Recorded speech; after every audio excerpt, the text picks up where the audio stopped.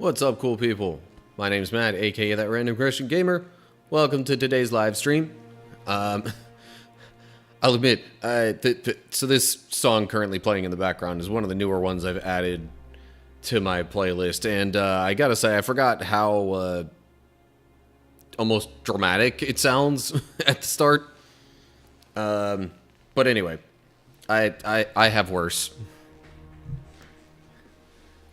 songs in that regard. Anyway, as is currently the plan, although I might modify it here soon. I don't know. So I know last week this stream time frame was more of like a hangout kind of situation where I was just doing some side questing and all that kind of stuff. That has now moved to Thursday nights, mostly, I think. So today is now going to be more the Bible study and like kind of intentional, almost let's play sort of gaming stuff. Don't worry, I'm still totally fine and good with conversation and all sorts of chat engagement and stuff like that. Just know that if I'm in the middle of something, I might take a little longer to respond because of that. I am, however, considering splitting up the Bible study and, you know, having that with some hangout and chat kind of time Thursday nights, and then having the, you know, having the let's play type stuff be its own thing, and then I guess maybe leave a little open time towards the end of those for like some side questing type stuff.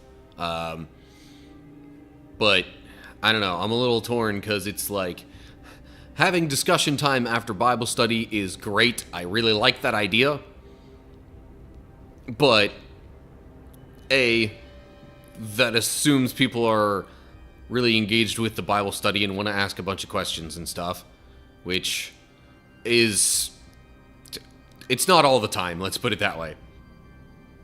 But also, like, then that kind of splits up the hangout / side questing time frames, and I don't know if that is necessarily the best approach. I don't know. Anyway, this is just me putting my thoughts out there on that kind of thing.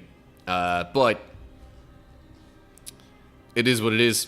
It's just letting you know what I'm pondering as far as all that's concerned.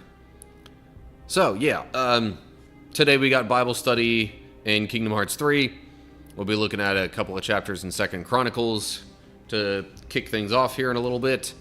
And then just continue where we left off with Kingdom Hearts 3, which the main focus there, at least story-wise, at that moment was trying to go find and rescue Hamm in the Toy Story-based world.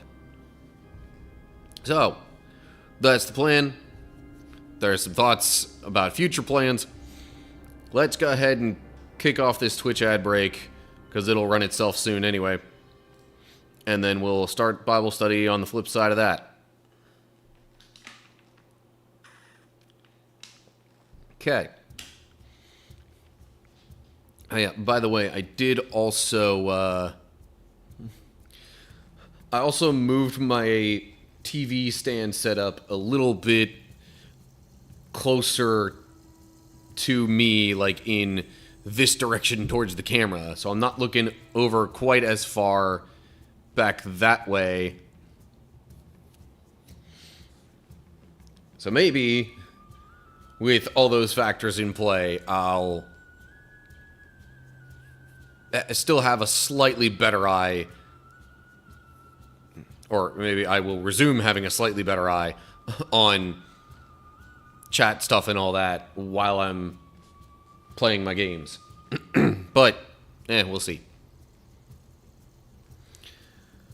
Um,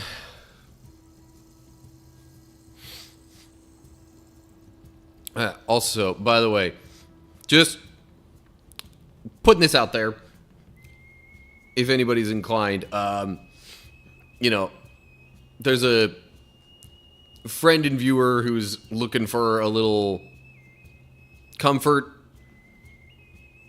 in a hard time.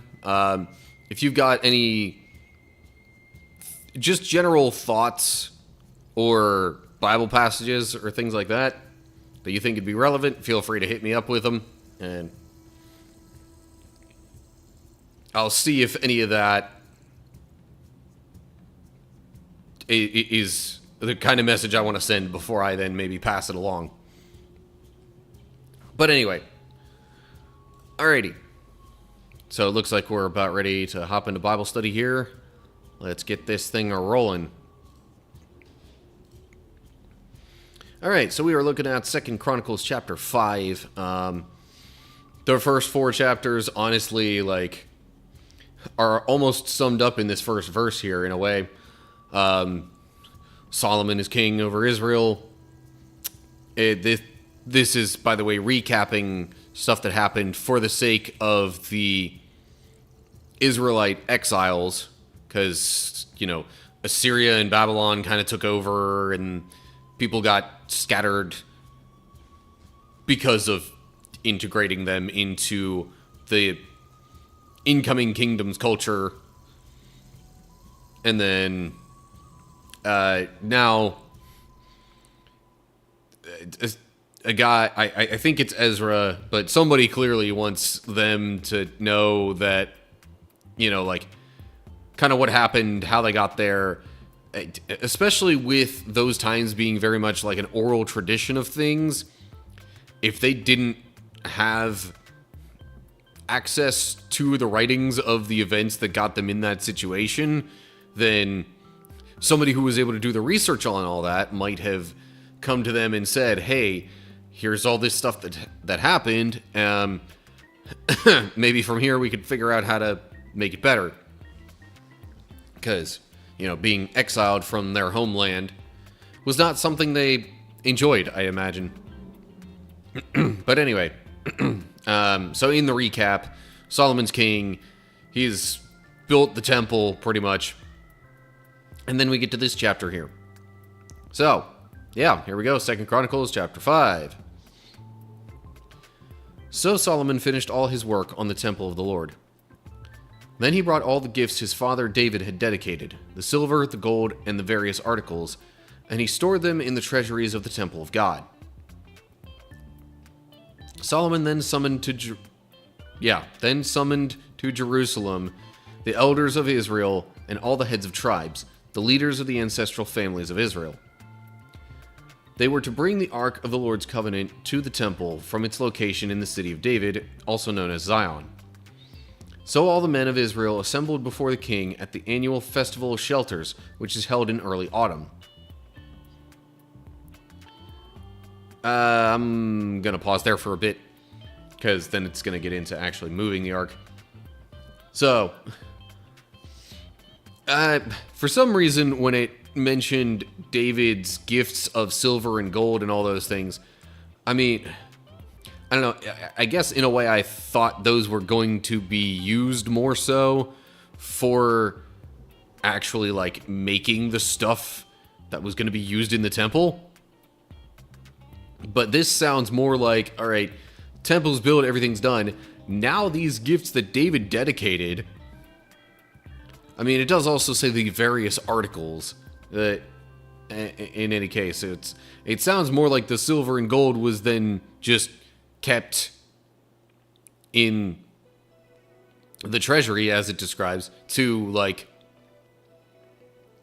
pay for stuff in the future or some other later use. I mean, not that it's going to waste or anything, but it's just, I don't know. I had a different idea of what that was going to be used for. So then Solomon is asking the leaders to come to Jerusalem, because that's, you know, where the I mean, okay, so first of all, it mentions Jerusalem here, and then also says City of David, Zion. I think those are all the same place, pretty much. There might be a subsection within Jerusalem that's more so referred to as the City of David / Zion. I don't know, but anyway, Jerusalem was the capital. At least ever since David made it so. But the idea is to get the Ark of the Covenant / the Ark of the Lord from where David put it in his, specific tent that was made just to have that there until the temple was built. Take it from there to the temple, which really should be kind of more so like on the outskirts of Jerusalem. It was built on the field that David bought from, I think it was Arana, but yeah, it was bought initially for him to make an altar per the Lord's command, as there was bad stuff happening, and he was trying to, plead his case to God, kind of make up for what had been done wrong. But anyway, so they're going to move the Ark of the Covenant to the temple more permanently. Now,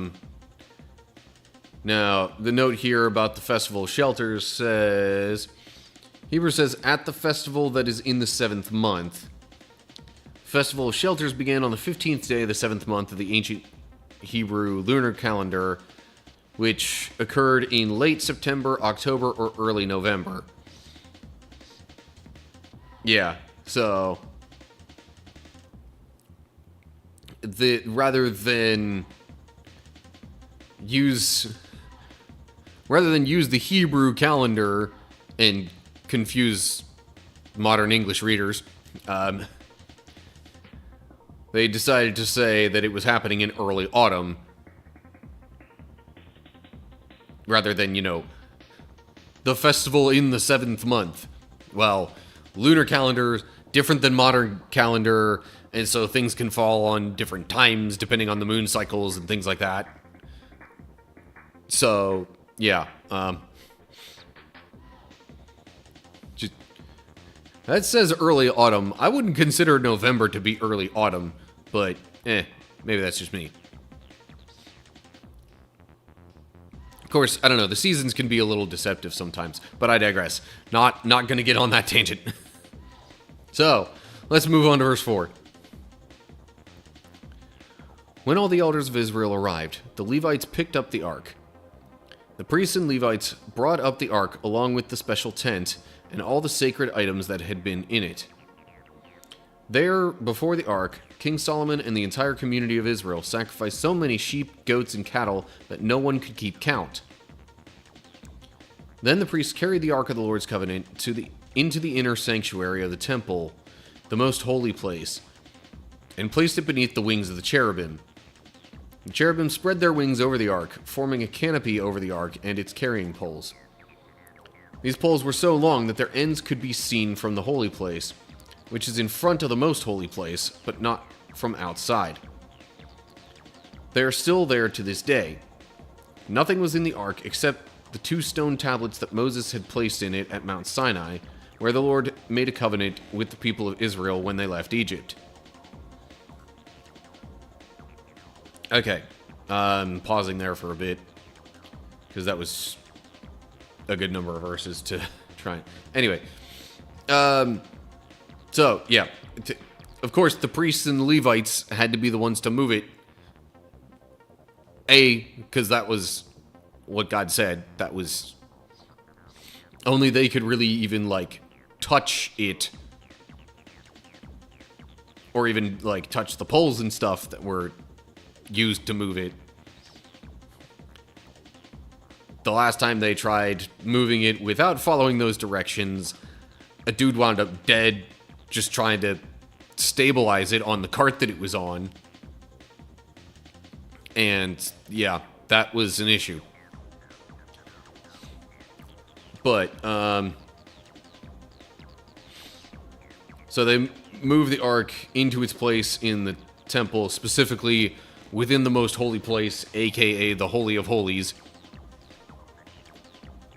And it sat there. Now, a couple of chapters ago, it described these large cherubim statues that literally their wings spanned the entire width of the room, which was 30 feet.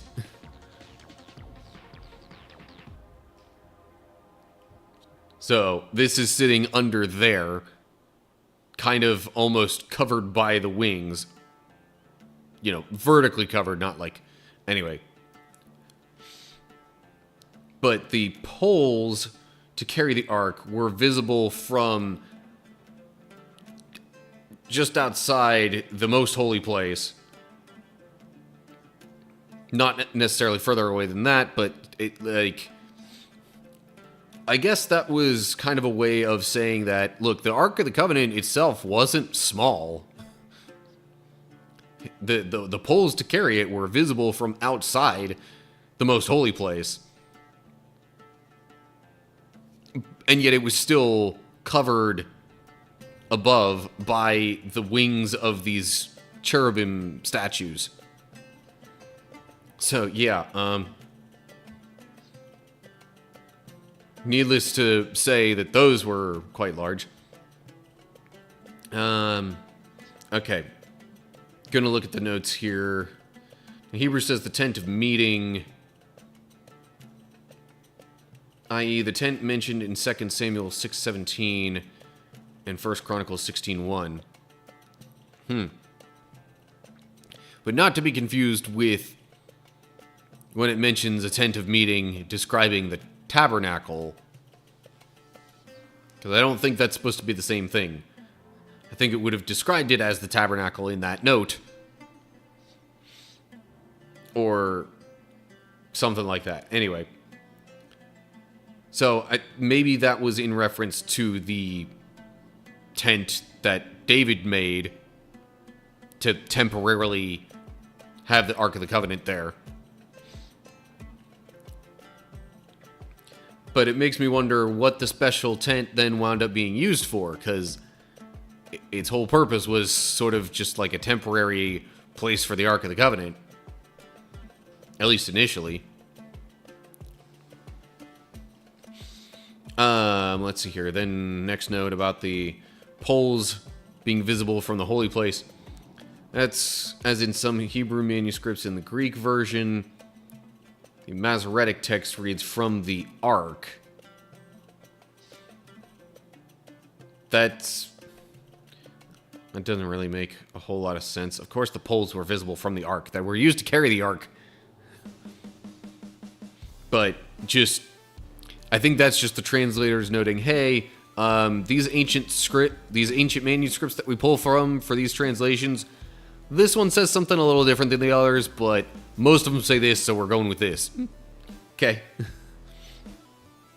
Note there at Mount Sinai, Hebrew says Horeb, which, yeah, was just another name for the same place.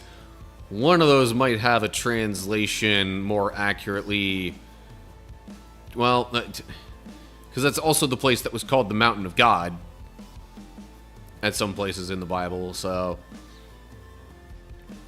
Or Mountain of the Lord, I should say.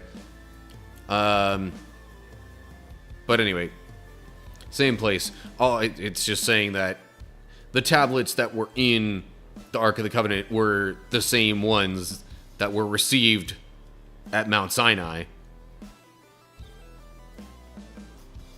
So really the Ark was, I mean, that's why it was called the Ark of the Covenant, because that was the initiation of the covenant between God and his people. Alright, anyway. Okay, so the ark has been placed in the temple. Then we move on to verse 11. Then the priests left the holy place. All the priests who were present had purified themselves, whether or not they were on duty that day. And the Levites, who were musicians, Asaph, Heman, Jeduthun, and all their sons and brothers, were dressed in fine linen robes, and stood at the east side of the altar, playing cymbals, lyres, and harps. They were joined by 120 priests who were playing trumpets. The trumpeters and singers performed together in unison to praise and give thanks to the Lord. Accompanied by trumpets, cymbals, and other instruments, they raised their voices and praised the Lord with these words: "He is good. His faithful love endures forever." At that moment, a thick cloud filled the temple of the Lord. The priests could not continue their service because of the cloud, for the glorious presence of the Lord filled the temple of God. Now, this kind of has shades of, back in Exodus, when God was leading the people through the wilderness. He led them with a cloud during the day. And then, the cloud would settle on a certain spot and actually, fill the tabernacle wherever that was set up. So, there was already a precedent for God's presence being symbolized by cloud cover. So I think that's kind of what's going on here. It's all right, the temple has been built, the Ark of the Lord is placed here, and God is now showing the people that, yep, I'm here. This is the place. And of course that happened in amongst the celebration over the temple being built, the ark being placed there, and all that kind of stuff happening. So it's they're doing this stuff, and then the cloud comes in, and it's okay, hold up. We can't see a thing. We don't really know what's going on here anymore. We can't keep playing. And it says the priests could not continue their service. Almost makes me wonder if any offerings that might have been made at the time also had to stop. In any case, yeah. So that's really about all we get in this chapter, kind of on the shorter side. So, the Ark of the Covenant has made it to the temple. Hooray! All right, so that's all we get for 2 Chronicles chapter 5. All right, next chapter is going to be a bit on the longer side, though. Definitely longer than that. In fact, about 3 times as long, just by verse count.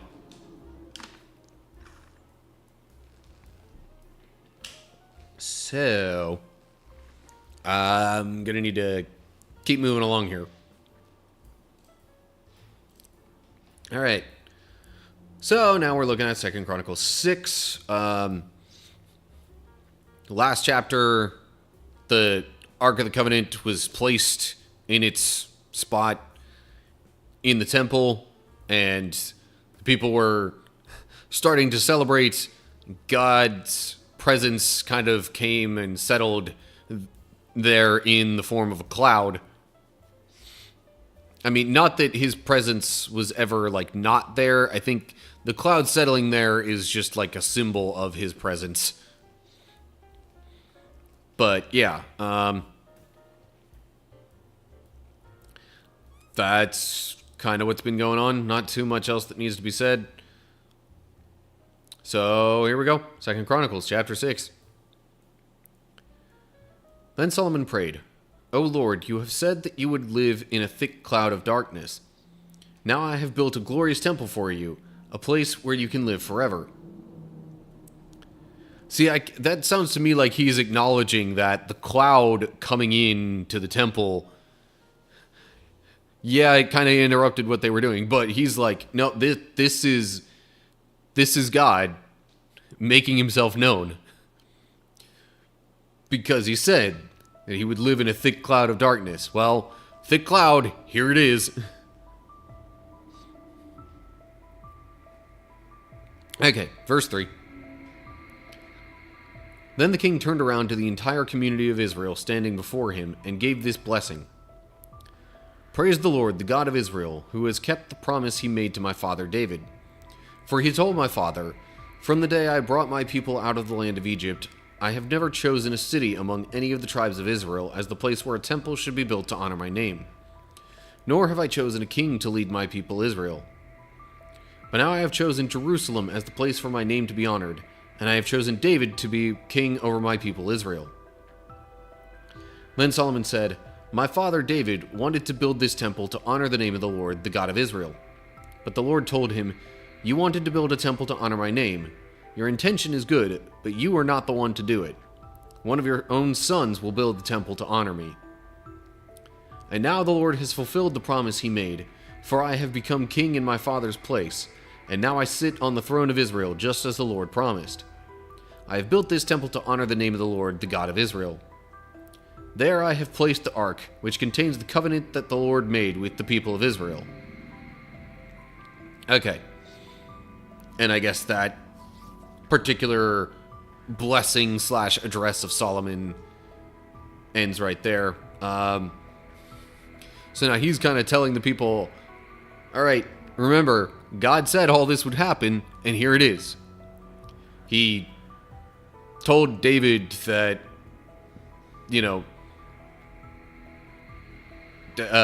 he chose my father David as king over Israel, and he said a temple would be built in Jerusalem, and now it also said to David that one of his sons would be the one to build the temple.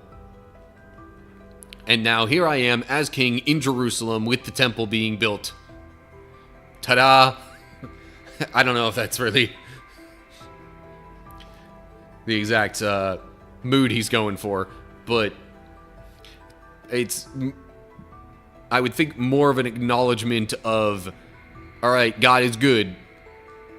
He has done what he promised. Also, hello, TV Antenna. Hope you're doing well. Thanks for the Hydrate Redemption.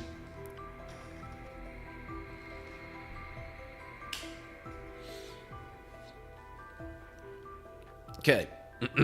I don't really have too much else to say about that whole little speech.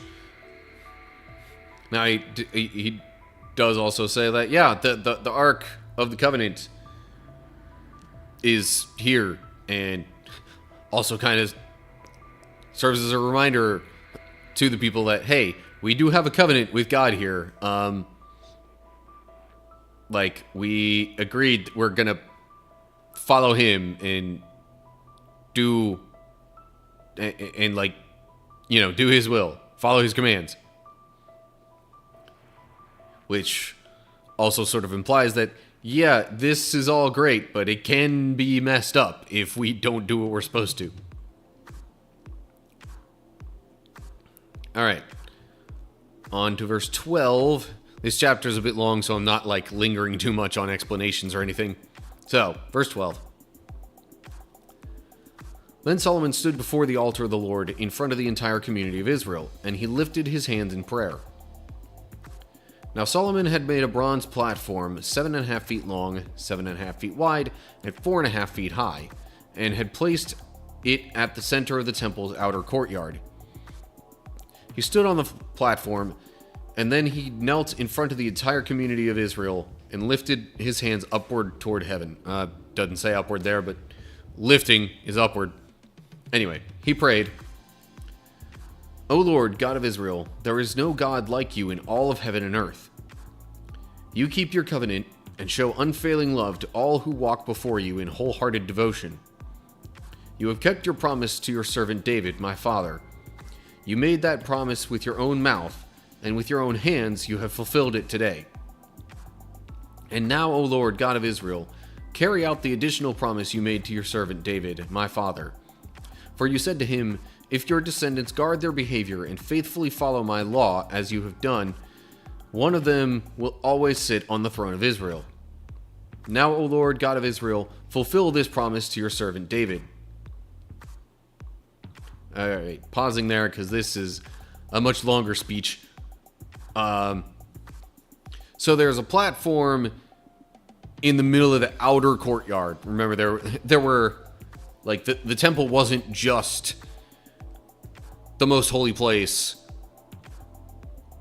a room just outside there, and like an entrance to that part of the temple. Nah, there was a courtyard outside of that I think had like the one altar and the one basin called the sea that the priests would wash in to cleanse themselves.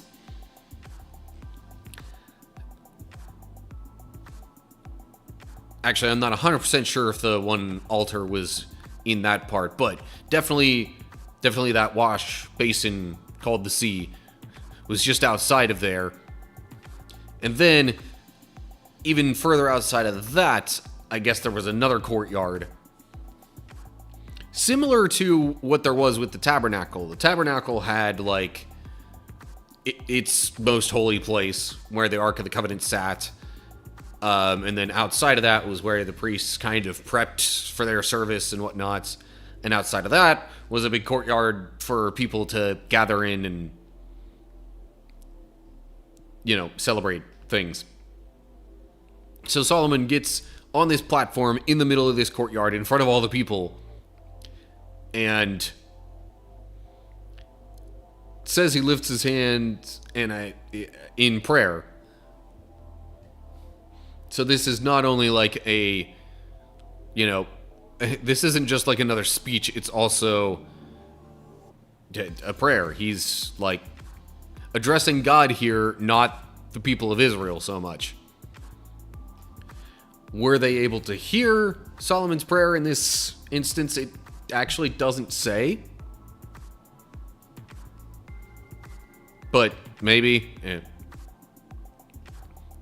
In which case, they were then able to kind of hear what Solomon wanted for this nation, this kingdom.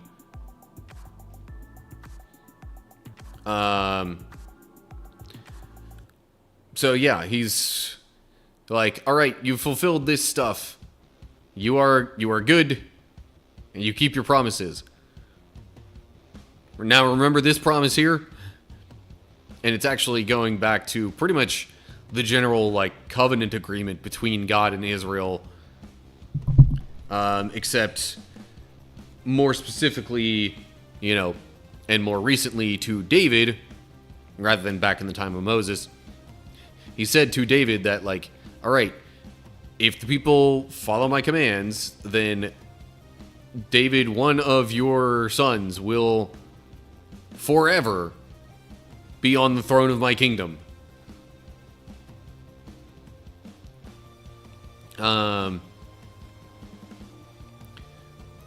So Solomon's kind of, I guess, in a way, renewing the covenant, as it happens a few times throughout the Bible, as a reminder to the people, a show of dedication himself, I guess, and it's also like a commitment to follow God.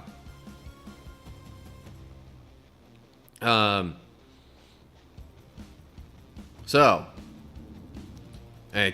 after talking about all that and kind of saying, okay, let's let this covenant hold true for us, then he continues on here in verse 18. But will God really live on earth among people? Why, even the highest heavens cannot contain you. How much less this temple I have built? Nevertheless, listen to my prayer and my plea, O Lord my God. Hear the cry and the prayer that your servant is making to you. May you watch over this temple day and night, this place where you have said you would put your name. May you always hear the prayers I make toward this place. May you hear the humble and earnest requests from me and your people Israel when we pray toward this place. Yes, hear us from heaven where you live, and when you hear, forgive. If someone wrongs another person and is required to take an oath of innocence in front of your altar at this temple, then hear from heaven and judge between your servants, the accuser and the accused. Pay back the guilty as they deserve. Acquit the innocent because of their innocence. If your people Israel are defeated by their enemies because they have sinned against you, and if they turn back and acknowledge your name and pray to you here in this temple, then hear from heaven and forgive the sin your people Israel the sin of your people Israel, and return them to this land you gave them and to their ancestors. If the skies are shut up and there is no rain because your people have sinned against you, and if they pray toward this temple and acknowledge your name and turn from their sins because you have punished them, then hear from heaven and forgive the sins of your servants, your people Israel. Teach them to follow the right path, and send rain on your land that you have given your people as their special possession. And I think he's just going to keep going on with examples like this. One more in this specific case, and then I'll pause.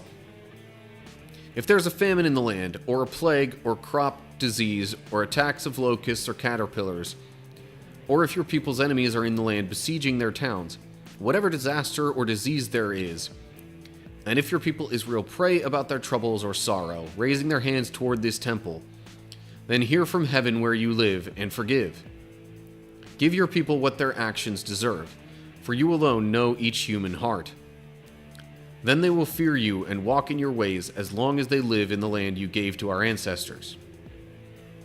All right. Now I'm going to pause.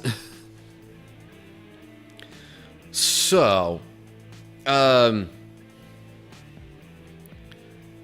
think really verse 18 here is Solomon kind of acknowledging that, like, look, you've made your presence known here.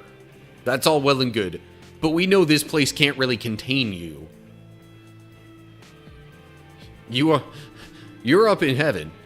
And even that can't contain you. But nevertheless, since you've made your presence known here, if we, your people, pray to this place, especially in this place, hear our prayers and act accordingly. And he goes on to basically, like, acknowledge, well, first off, it's like, okay, if this kind of thing happens, that's probably likely to happen, and,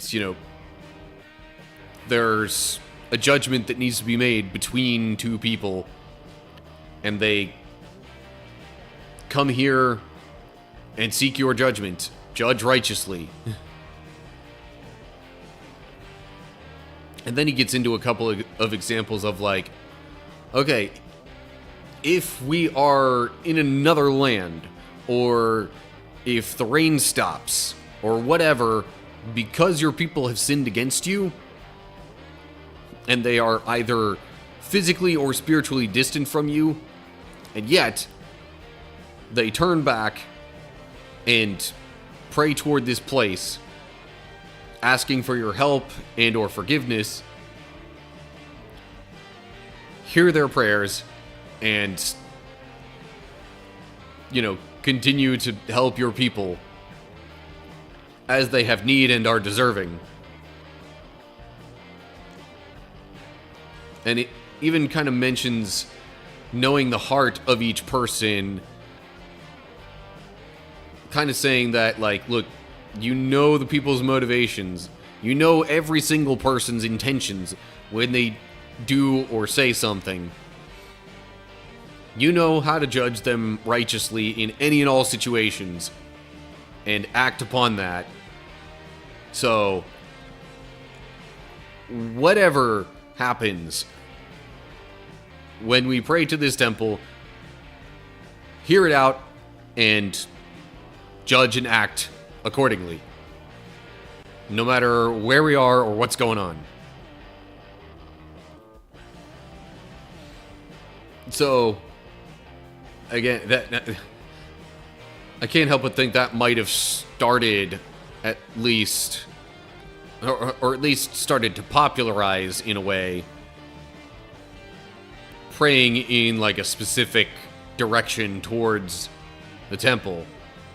Although I think Muslims also tend to pray towards a certain place, or at least in a certain direction.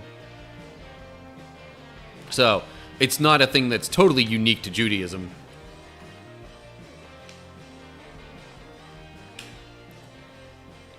But we don't need to pray in a specific direction or anything. God is everywhere, as Solomon has acknowledged.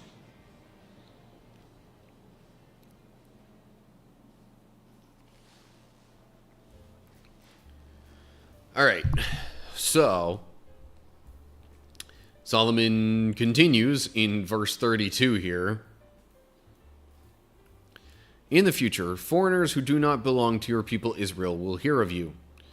They will come from distant lands when they hear of your great name and your strong hand and your powerful arm. And when they pray toward this temple, then hear from heaven where you live and grant what they ask of you. In this way, all the people of the earth will come to know and fear you, just as your own people Israel do. They too will know that this temple I have built honors your name. If your people go out where you send them to fight their enemies, and if they pray to you by turning toward this city you have chosen, and toward this temple I have built to honor your name, then hear their prayers from heaven and uphold their cause. If they sin against you, and who has never sinned, you might become angry with them, and let their enemies conquer them, and take them captive to a foreign land far away or near. But in that land of exile, they might turn to you in repentance and pray, "We have sinned, done evil, and acted wickedly." If they turn to you with their whole heart and soul in the land of their captivity, and pray toward the land you gave to their ancestors, toward this city you have chosen, and toward this temple I have built to honor your name, then hear their prayers and their petitions from heaven where you live, and uphold their cause. Forgive your people who have sinned against you. Oh my God, may your eyes be open and your ears attentive to all the prayers made to you in this place. And now arise, O Lord God, and enter your resting place, along with the ark, the symbol of your power. May your priests, O Lord God, be clothed with salvation. May your loyal servants rejoice in your goodness. O Lord God, do not reject the king you have anointed. Remember your unfailing love for your servant David. So, more kind of examples of like, all right, well, these things might happen in the future. If they do, these things that show that there's some kind of problem between your people and you, probably them sinning and turning away. But if any of these things happen, even if they are in a faraway land, exiled, and they turn towards you wholeheartedly, hear their prayers. And, it uses the phrase uphold their cause a couple of times, or Solomon uses that phrase. So, but really, yes, he mentioned about people praying toward that place. Really, the point is people praying wholeheartedly to God. The point of praying toward the temple would have been, to pray kind of like with extra emphasis on the prayer being to God, where he is, where his presence resides, and just adding an extra layer of earnestness almost to making sure God hears it, and committing to the having that intended for God.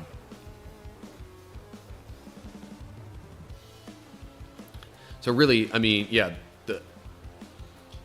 he may have mentioned, if these prayers are made towards this temple, then hear them out, do these things, heed their cause. But the main point is the dedication to God in our prayers. Especially since there's, like, this temple got destroyed and all that, so not exactly like we could pray to that temple nowadays anyway.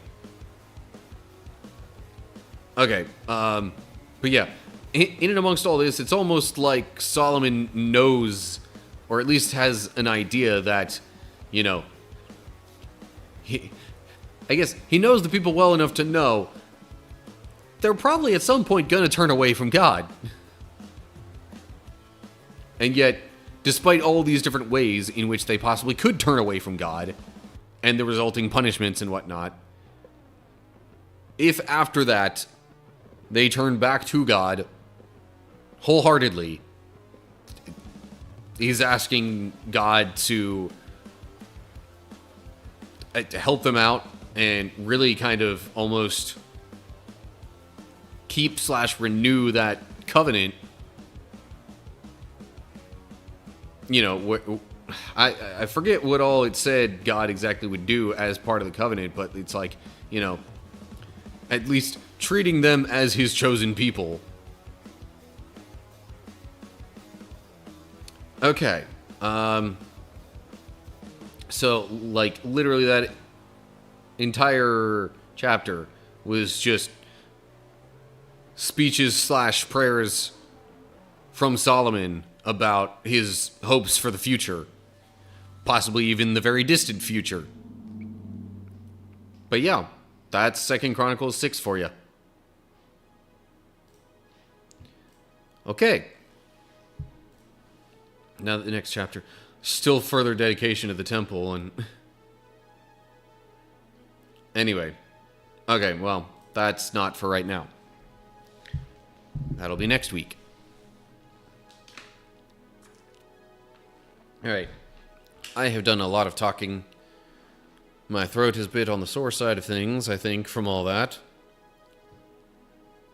So, good thing we're about to transition to something where I don't feel the need to talk so much.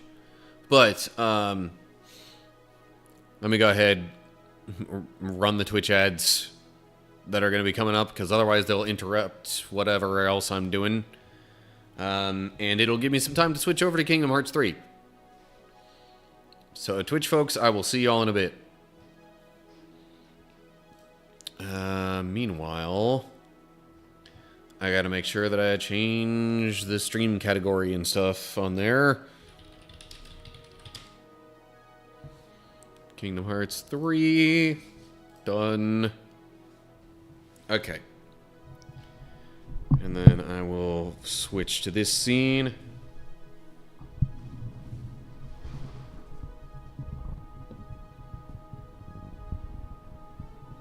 Moving my microphone around. Flipping it in a direction that works better for facing this direction. And alright, so my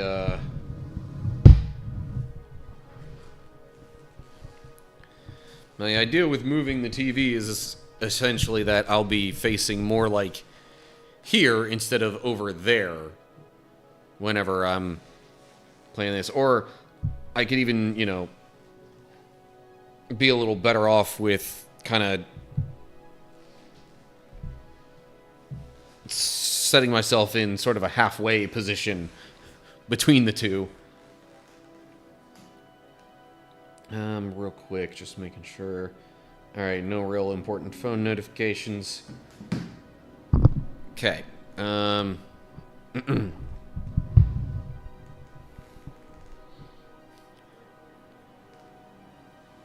And I will boot this back up.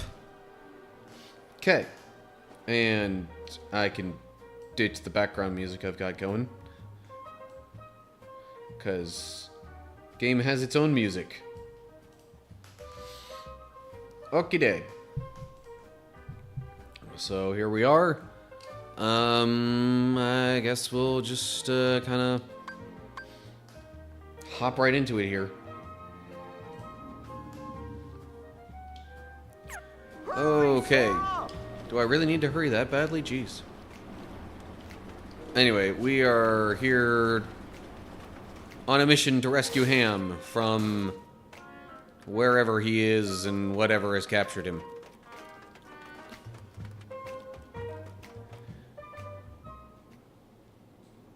And thus we get to, This is babies and toddlers. Where do you perhaps guys think we should one start? of the least liked battles in the game. Maybe not right away, but definitely soon. Sarge, didn't you mention music? Affirmative, Goofy. All right. Why don't we look for things that make noise? Sure. That's good thinking from you. What do you mean, for me? Hey, where are you... Donald? I think they really are good guys. Hold Well? still. You wouldn't have trusted them otherwise. Don't. And I know that your trust is a hard-earned treasure. Well, for all our sakes, let's hope you're right, cowboy. I'm willing to give him a chance at least for a little while longer. Especially if it means getting Andy and our friends back. Agreed.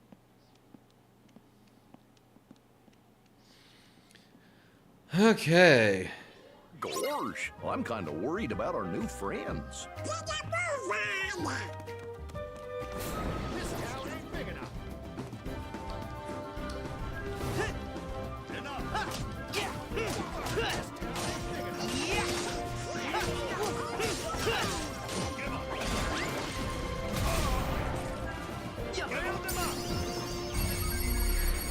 I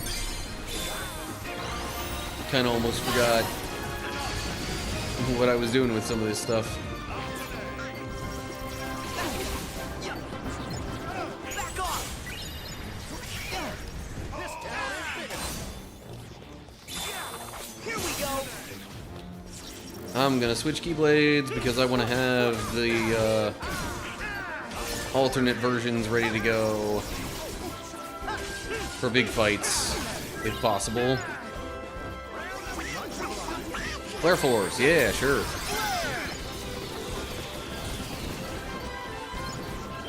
This town ain't big enough.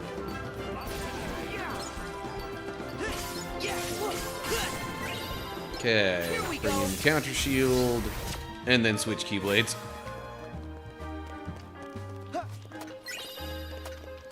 Or is it technically keychains on the keyblade? I'm Sarah. I want to help you. Let's see. Got it! Boom. Oh boy, let's find some more. Yeah. This might be a good spot to find some ingredients. You know, in the, like, literal Chinese takeout box looking thing. Alright, so anyway, I was trying to go up here at first. But then there were enemies, and so I was like, let me handle that first.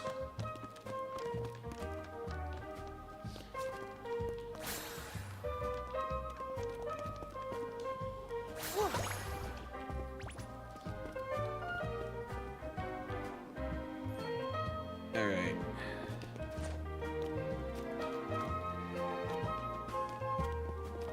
Trying not to really miss much of anything here.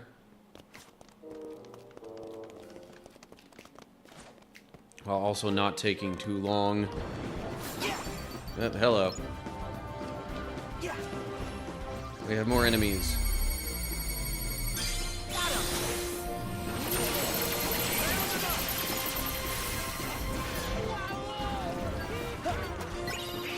Ow.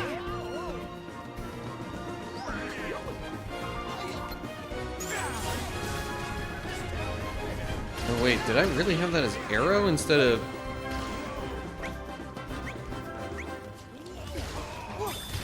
Or, oh, do I not have thunder? Is that why?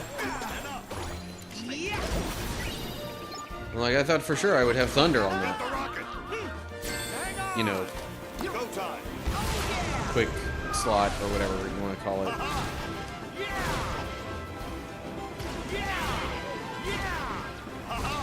Controlling this thing is a little bit awkward.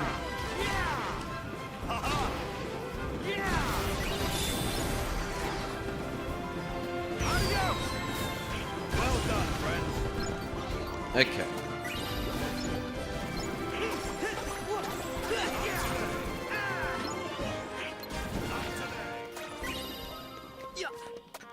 A blazing stone and a hungry shard. I know those are good for synthesis.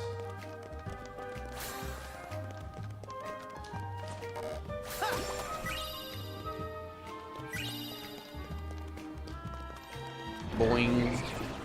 Boing.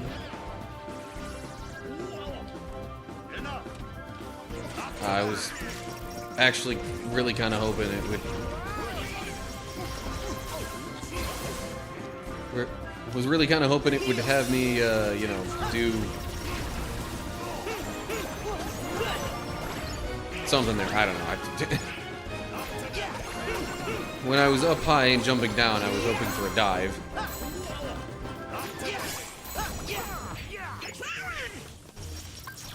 Right. Left trigger's the way to change that. I keep forgetting. That's how you change which, like, Y command that you're doing.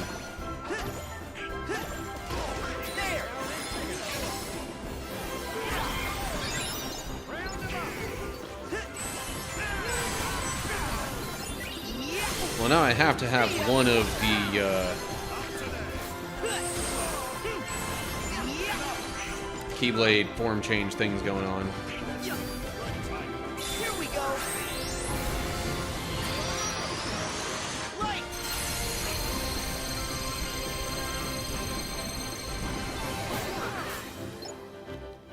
Okay. Ooh, hello. Treasure. Fire bangle. Alrighty.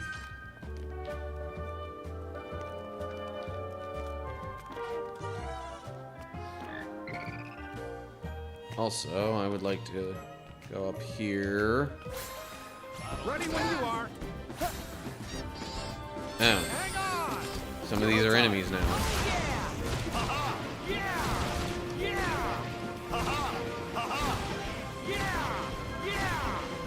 And I am so far away from where that started. But that's okay. I think I got close enough for the finish to still do some damage.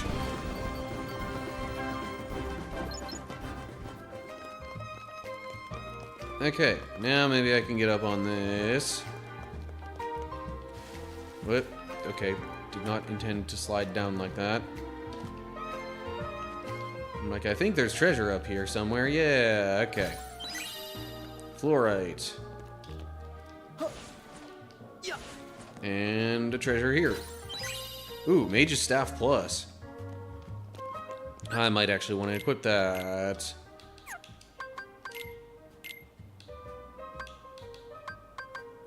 Oh, fire boost. I mean, that is helpful. And him having more strength isn't the biggest thing. Sure, why not?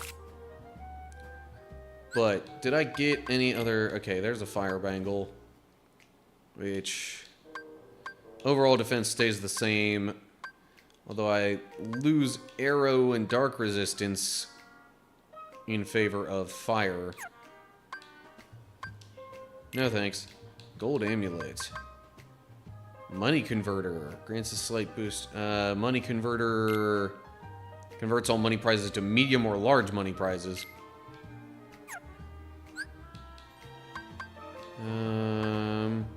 Nah.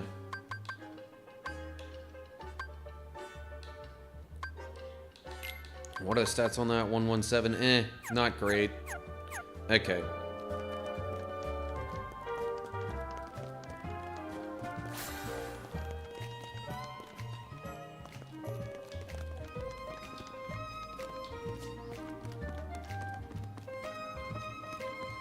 Alright, so they mentioned music.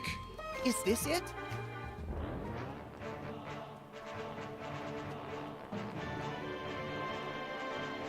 Come on, Sora. You've never used a record player? Huh? Like this. Whoa! He's literally just going a bit faster. What? It's working!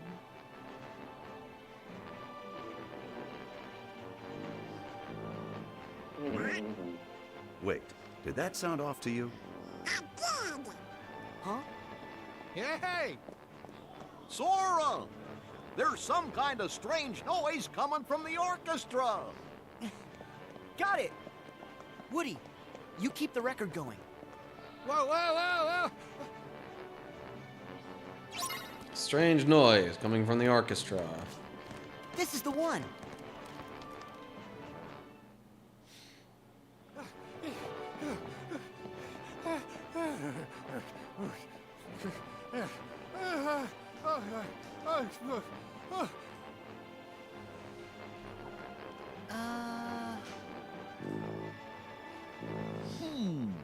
Something seems to be stuck in this tuba. I'll get it out. Oh. Almost got it. There!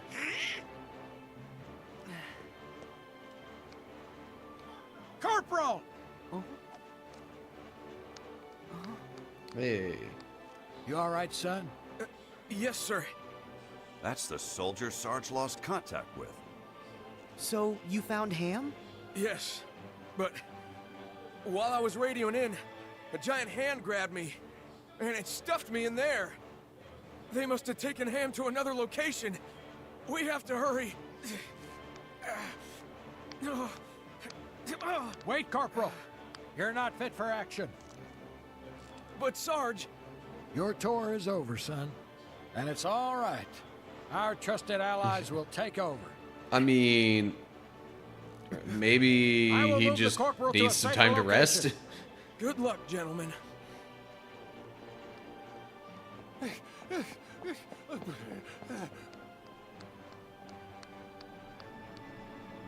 Huh? Hey, hey, hey, hey! What is going on? Oh, right! Woody, mission complete. Why didn't you tell me a little sooner?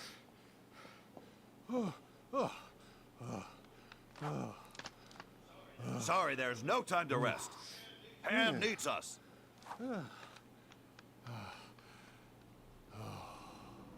He's like, yeah, great. Also, hello, people in chat. Hope you're doing well.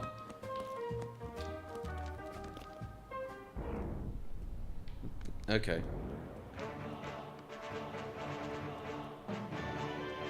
Yeah. That's definitely some Kingdom Hearts music they're playing there.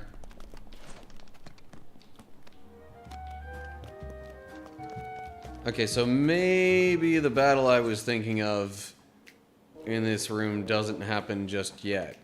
Oh. Wait, do you hear something? Hello. I think it's coming from over there.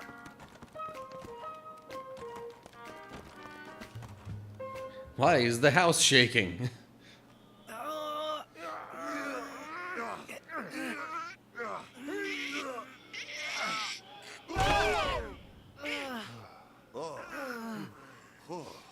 Talk about cabin fever. Thanks for the save. You okay, Hamm? Yeah, aside from being locked in, the accommodations were fine. What a tiny little house. There it is. Whoa! Who was? Huh? What's wrong? She's back. That's the doll that Big fed me. Ham, take cover. Copy that. One stay in the dreaded breakfast was enough for me. Not another possessed toy. Guys, look alive!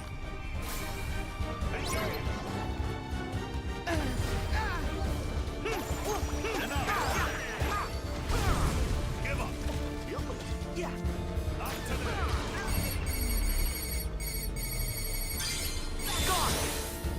Yeah. So there are certain things about this battle that are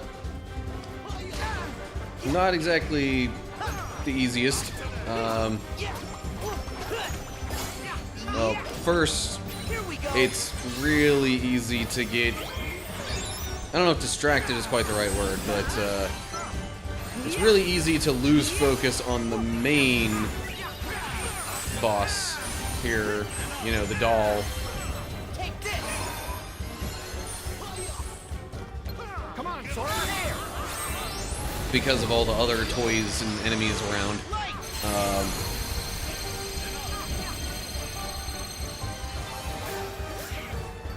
But also there are times when she'll just like kind of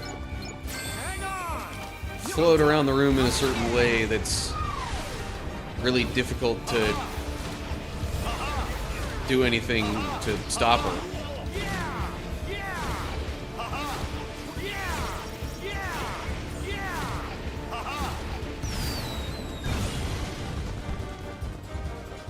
Or at least, you know, if you come here first, it makes it a lot more difficult to do some of those things.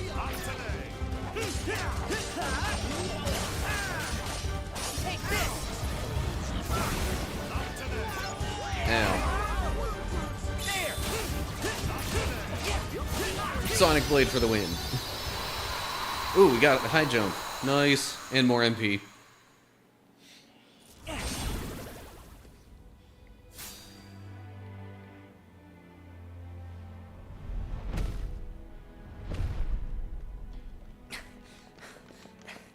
Okay. Seems to no longer be Wait. possessed. What if we end up just like her? Forgetting ourselves and attacking each other. No way, Buzz. That won't happen. No way. You guys are too strong. You can't be sure. What if I get taken over, then attack you? Buzz, you're overthinking it. Yeah. The Heartless, the darkness, can only creep in when our hearts falter. Trust me, you'll be fine if you don't lose heart. Well, that's good.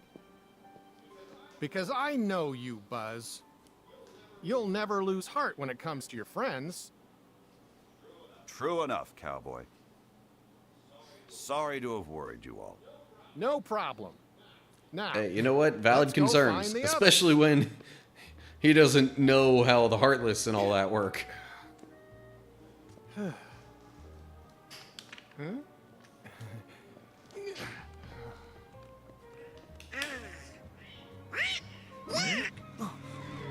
A flying saucer!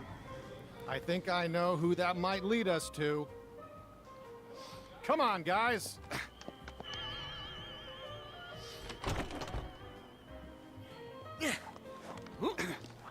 Hey, Woody. I just slow you down with all the loose change I'm carrying. I'll hang by the entrance. No problem. Be safe, Ham. Yeah. Hey, thanks, buddy. You just take care of your old self. Now, let's follow that UFO. Right.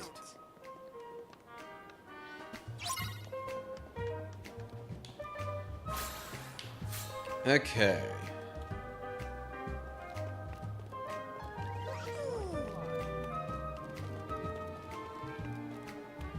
No, I mean, I'm pretty sure I saw it go this way. Oh, hey, look. Save point. Definitely want to save that progress there.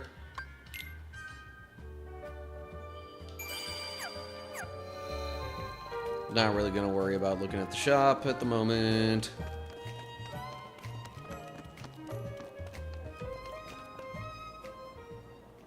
And another scene.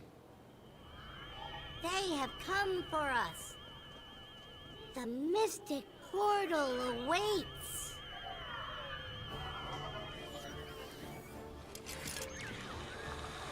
Oh no! Wait! Stop! Farewell. Actually, isn't the problem that the fact that they stopped?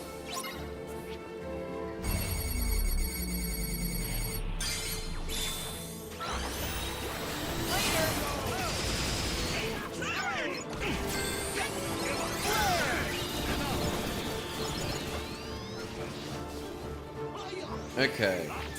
So, I need to get on some of these trampoline thingies. That didn't even really look like it hit the UFO. Keep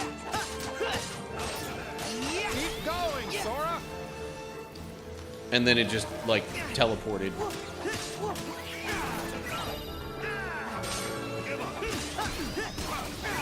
I guess after taking so much damage, it's just kind of like, okay, I'm out of here.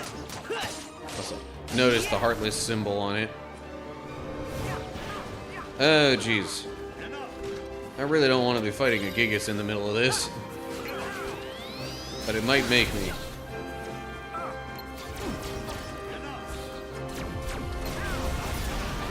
Ow.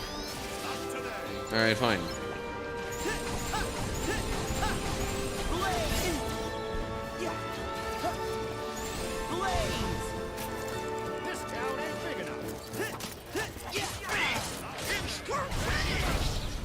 Hold on. I think I see a pattern to how it moves.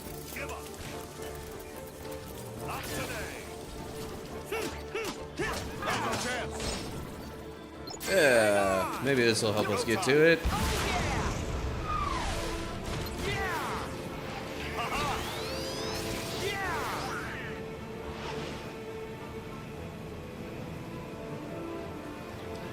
So yeah, it goes real fast for a little while, then it slows down, and then it goes fast, and then it slows down. Okay, I did not press Y that time, so yes, the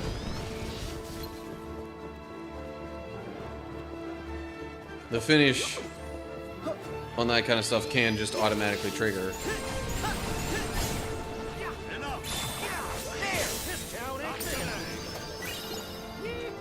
What the, why did it focus on that of all things?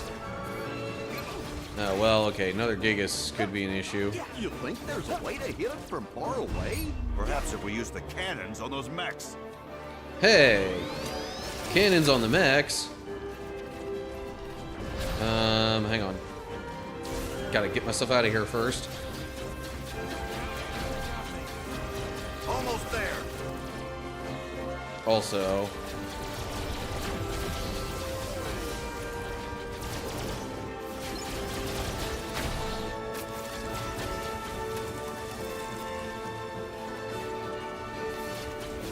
Good grief.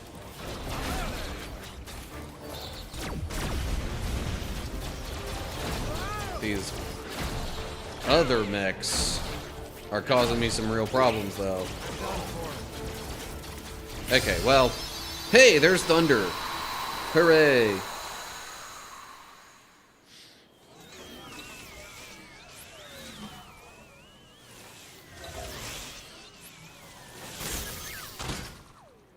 We are back. Our ship is no more. Nirvana will not be reached. Sorry I trashed your ride. Fear not. We still have our new home. The Chamber of Andy.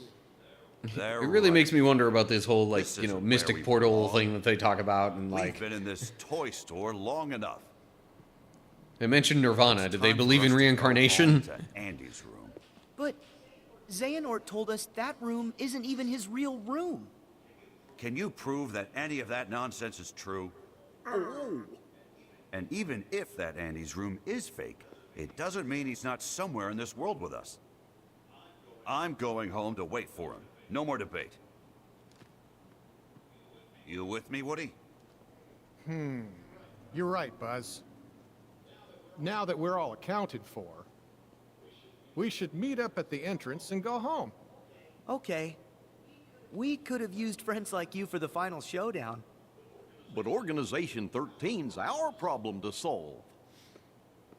Yeah, I can take him. I'm not so sure about that. Sure, yeah. I mean, Donald on his Guys, own. can we see you off? Although, of course, That if would he be busts great. out some of the stuff that we see later in the game.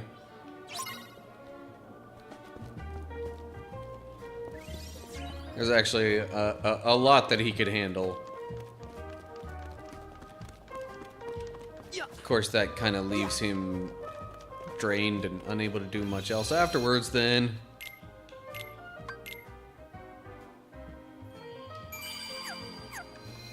Oh, right. I wanted to... First off, Blizzard Boost, it's nice, but not the biggest concern of mine. I care a lot more about having high jump. Plus, I think I have some AP boosts I could use anyway. Actually, let me just check that out. Oh, yeah. What other item do I have that's new? A couple of lightning materials. Sora. Blizzard boost, yeah. Okay. And then also real quick, I'm going to set this to Thunder instead of Arrow. And then probably put Arrow in here instead of the, you know, instead of the summon charm thing. So we're supposed to head back to the entrance, yes?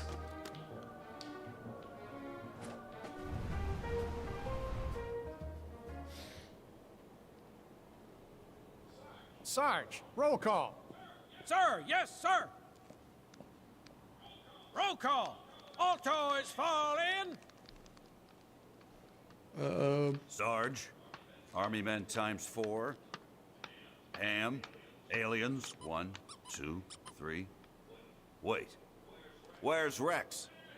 He took off. Said he wanted to prove to you you could trust Sora. He's up there by the video games. Well, here we go again.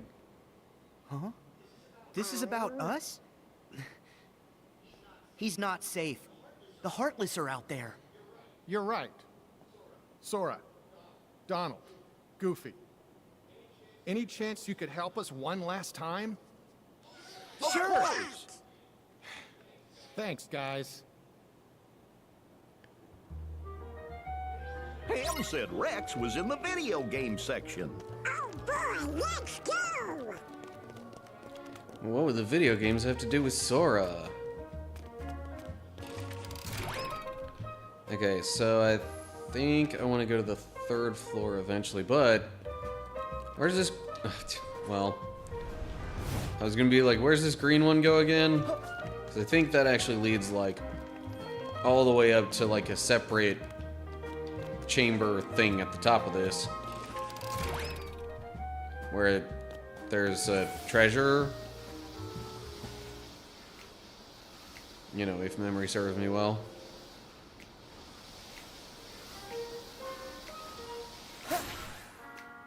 Yeah, 2 treasures. Yeah. Mickey cuts up a Classic Kingdom mini game and a potion. Okay, that's it for that though. Back down we go. But then we're gonna want to go to the 3rd floor for the video games. Okay. Oh.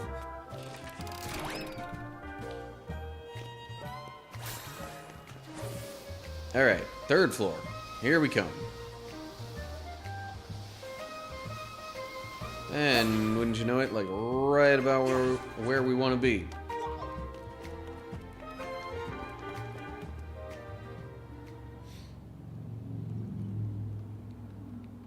And there's Rex. Hooray! Look! Look! I found it! See, Sora? Well, I never looked this good. The clothes kind of match. Huh?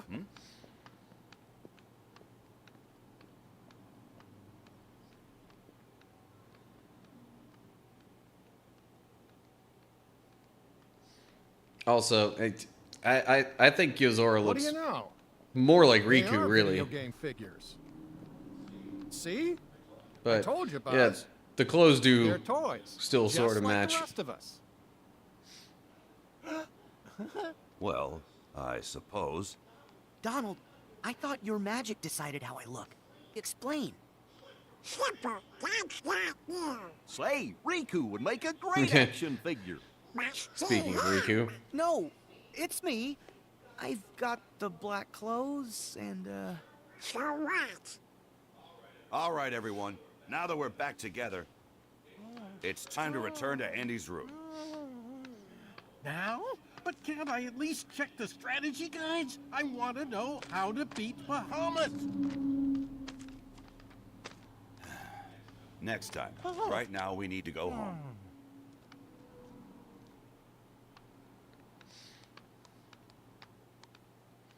So you're planning to come back sometime? Oh, but you needn't rush off. Xehanort! I have more to observe. I can't let you leave yet. It's us that you really want. Leave the others out of this. You would say that, champion of light. Very well. Let's skip to the final stage. Buzz? What's the matter? Come on, Buzz. Quit fooling around. Look out! I can't believe it. Buzz has been taken over? What did you do to him?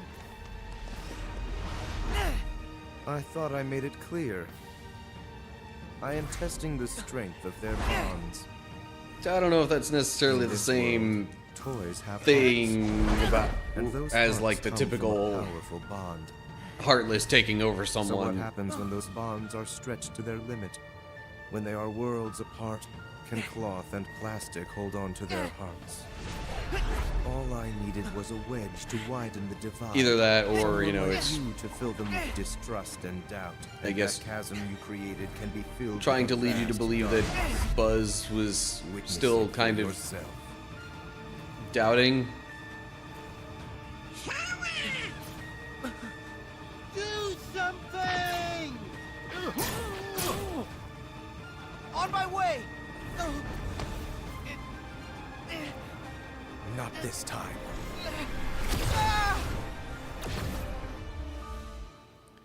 And we just happened to get tossed into the screen. Because that's a thing that happens all the time. I mean, Where am I? dimension hopping happens all the time in this Haven't series, you though. heard? In this world, you come from a video game. So now you can watch my experiment from inside that screen. That is, if you manage to find a moment's rest. There's got to be a way out. Buzz, Woody, hang on. And here we go.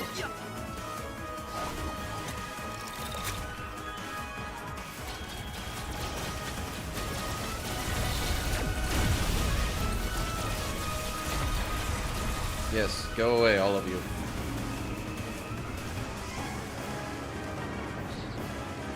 They all got zapped. Oh, that's right. I should have saved that for when there were enemies near it. Kaboom.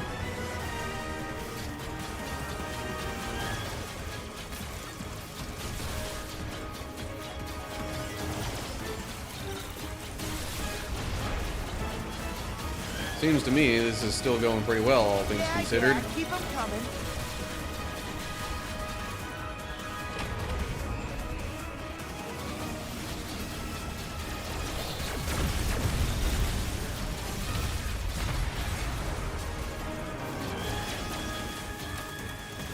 Come on, zap him. Or not.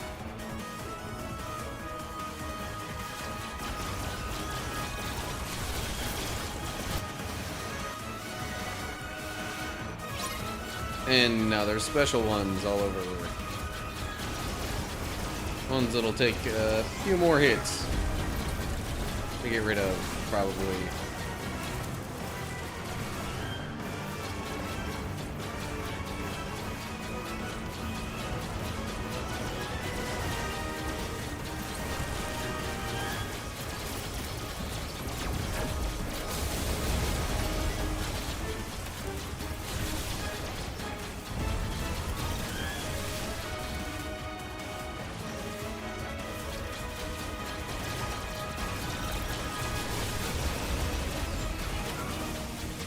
So, do I just need to stay alive? No, the time is counting up, not down.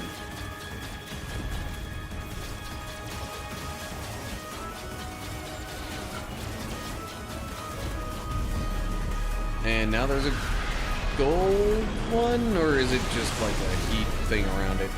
I guess it's kind of golden too. No, I thought it was on that stuff. But nope.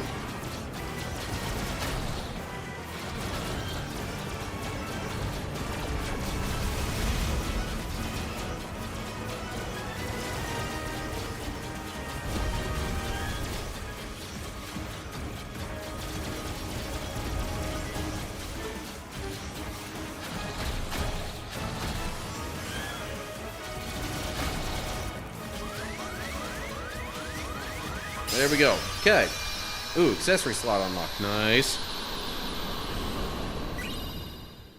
Pixel heart binder. Yeah. You could summon Wreck-It Ralph in this one. Select a block with left and right, then press A to place. A glow around the block will show its attack range. When enemies come in contact with that light, they will stop moving. And then you press Y. Have Ralph punch the first block he placed, producing an explosion in the direction. If other blocks are hit by the explosion, they will detonate as well, setting off a chain reaction.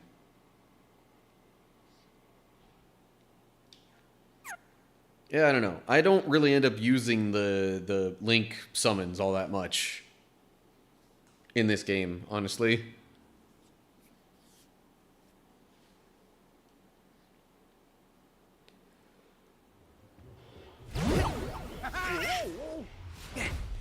Sora! You all right, Sora? Yeah, I'm just fine. And you? Oh, wait. Where's Buzz? He disappeared into a dark corridor. Oh. Sora, how do we get him back? I don't know. My power won't open those. Sir, did I hear you say dark corridor? That's right, Sarge. Any ideas? Well, it might be a long shot, but we've sighted a shadowy portal in the Kid Corral. We can infiltrate from a window inside babies and toddlers. I'll head there and get it open. Sarge, you're a lifesaver. You guys in? Yeah! Please promise you'll bring Buzz home. With batteries included? Journey safely. Farewell. Don't worry. We're gonna get our friend back. You have unlocked Verum Rex. Again, is that supposed to be beat of lead? Anyway. We have to rescue Buzz. Come on, fellas. How exactly does one pronounce the word there? Is it lead or lead? I would guess lead because of all the, like, you know, Gigas mech machine things. Yeah. Yeah.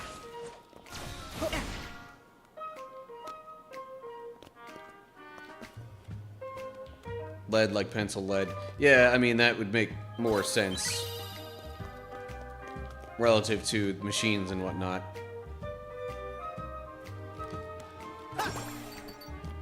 I just remember thinking that question before and not really thinking enough to be certain of my answer or even have a particular reason for a specific pronunciation of it. I don't think there are any other treasures in here, really. No, there was something else that I got. Oh, yeah. Sora got another accessory slot, in which I could equip an ability ring. Oh. Or go with something totally different.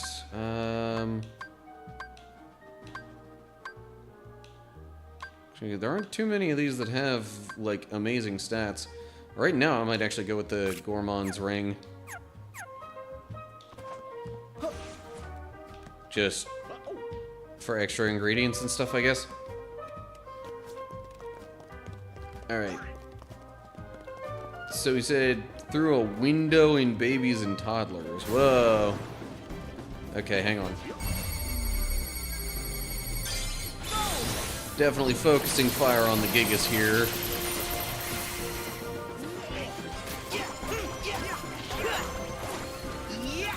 So I do not want to fight that thing another way for too long. In fact, I will make use of it myself.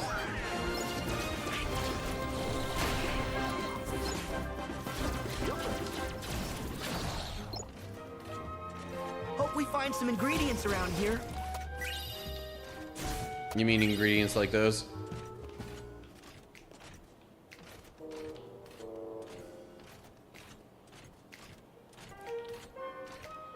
Yep, hello. Enemies. Yeah.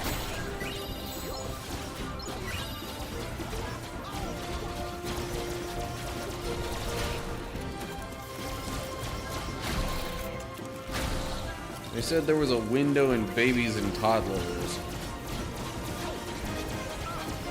that I could go through, right?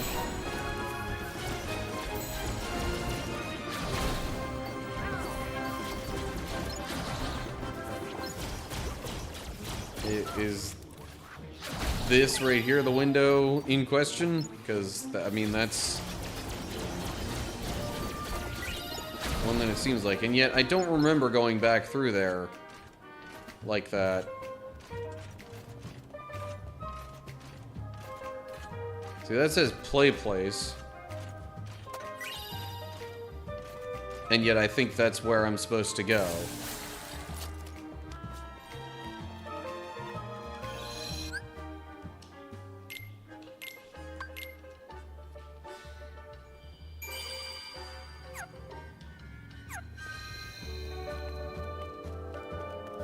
Alright, hopping back in here. At least for a bit. Sora, look! That must be the window Sarge mentioned. That ain't babies and toddlers.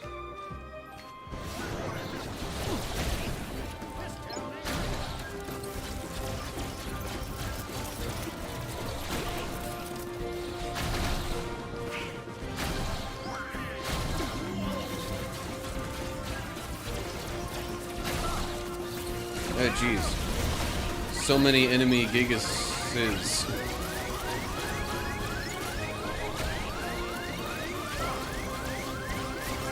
So many big mech enemies. Okay. I think they are mostly out of commission now. Yep. Need to hop to another one.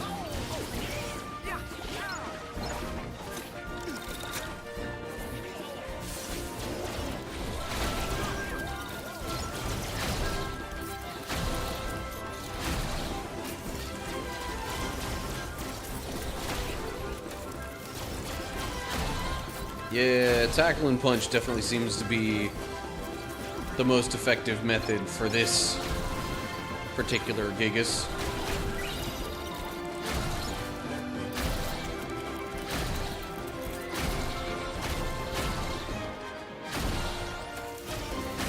Okay.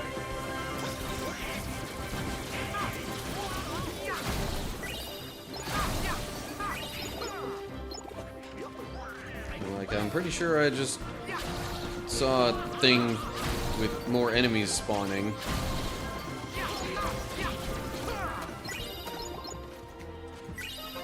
Okay. I think that's it for the fighting here. Oh yeah, did I check back this way? I'm not sure I did.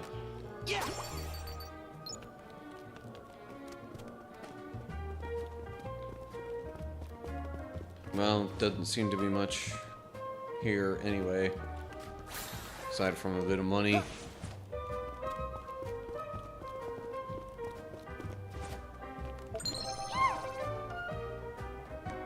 Hey! What's up, cool people? North Hill Live coming in with the raid!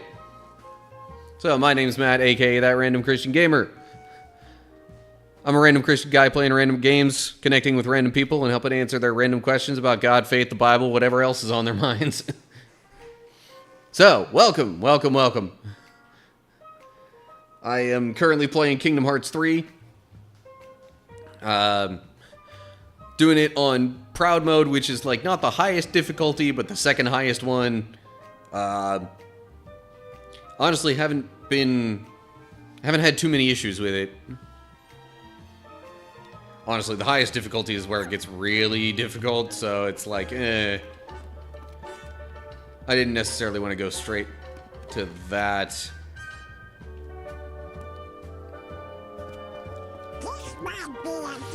Especially after being away from this game for a while. So, anyway, I hope y'all that just hopped in here are doing well. Game is still on my playlist and somehow managed to avoid spoilers yet. Oh, yeah. Fair enough. Okay. The entrance was blocked by blocks? Can you use the gigas to move them? Yeah, maybe. I'll try. Mag symbol. Certain blocks can be moved by approaching with the gigas and pressing Y. Yeah, okay. Da-da. Confused me so much. Yeah, I will say there are some spots where it's like not the most obvious what you're supposed to do. But honestly, like that goes even way back to the first Kingdom Hearts game, especially the Tarzan Deep Jungle world there. Are some more blocks here. This game, I know I spent quite a while in this world specifically trying to figure out how I was supposed to rescue Hamm, which I actually just did a little while ago. So it's like, now that I know, it's not like,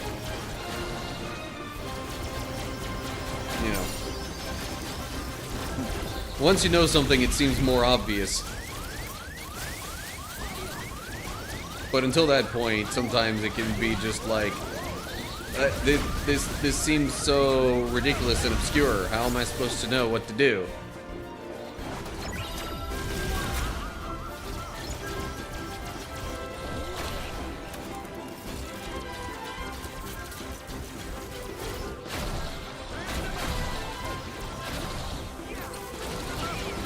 And hey, you know what? Not everybody is going to like the same kinds of games, and like, we should not expect any game in particular to be liked by literally everybody.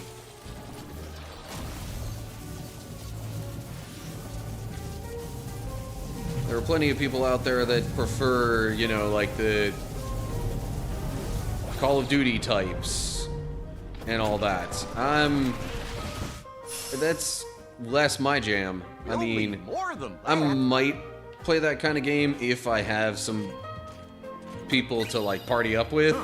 What about over there? But I wouldn't necessarily go and do that by myself.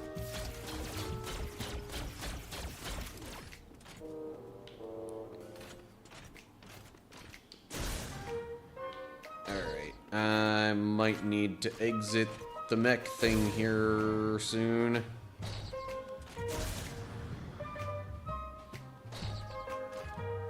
Hey, there's some over there.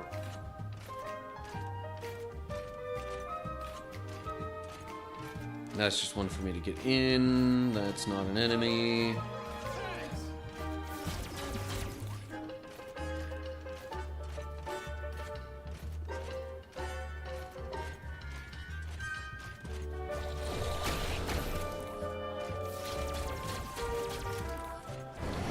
Now we got some enemies.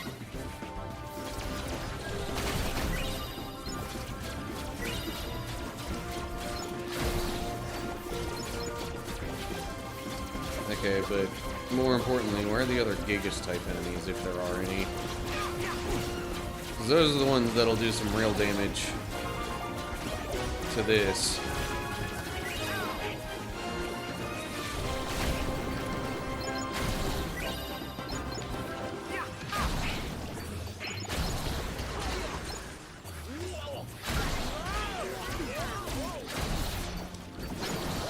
So, anyway,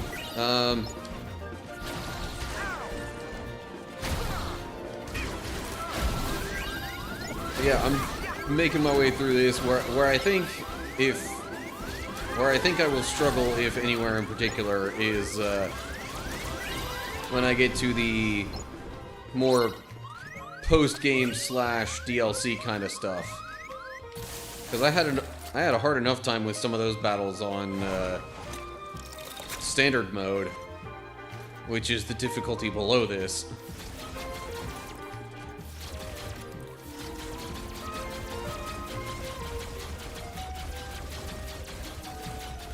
Gotta clear out a bunch of these blocks so I can get to those other blocks.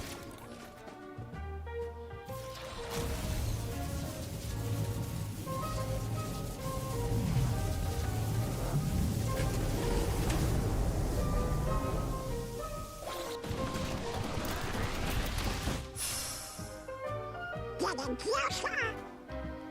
Closer, but not quite there yet.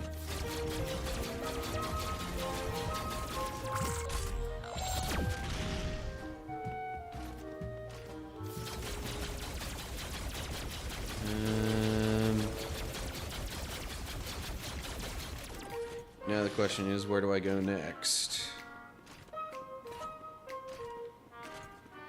Oh, you know what? I think actually if I go back kind of in this area, there are some places yeah, okay. I need to do some jumping. But first, let me get this treasure here.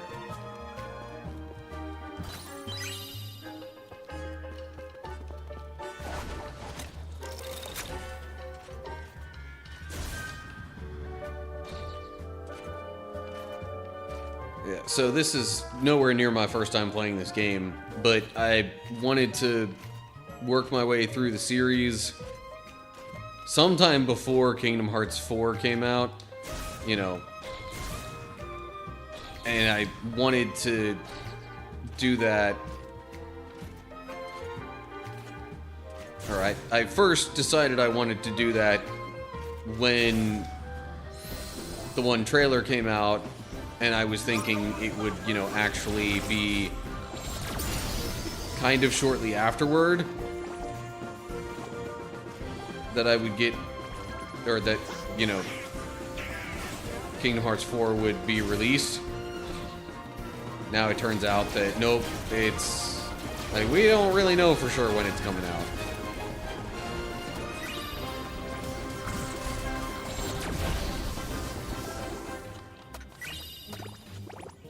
Keeps getting pushed back. Last I thought I heard was that, like, maybe it would be early next year, or early to mid next year, I guess.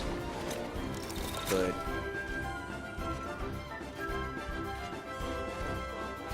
in any case, I don't know. I personally enjoy this series. I like more story-based games, for one.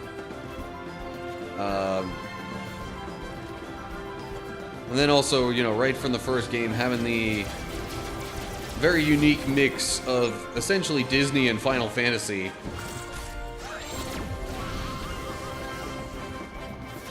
With some original characters thrown in there, of course.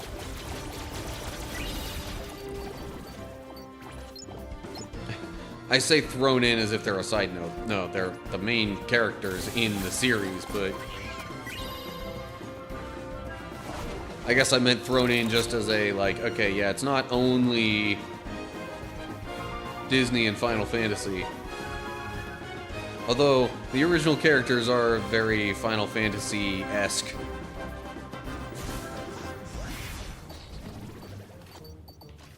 Oh, hey, there's an enemy. No? Woody's hat looked like a heartless symbol for a sec there, so I thought he was an enemy. Oh, man.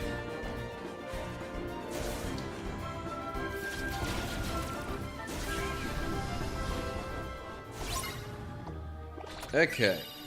Got rid of all the enemies. Now we can move these blocks here.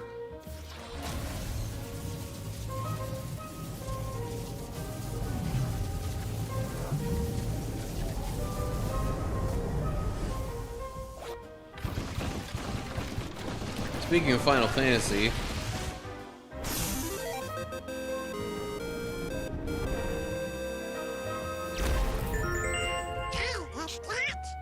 A cactus? not just any cactus, though. Yep, and it's our way up to the dark corridor.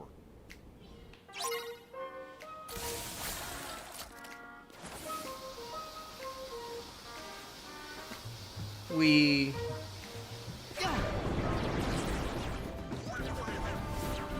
Alright, hang on a sec.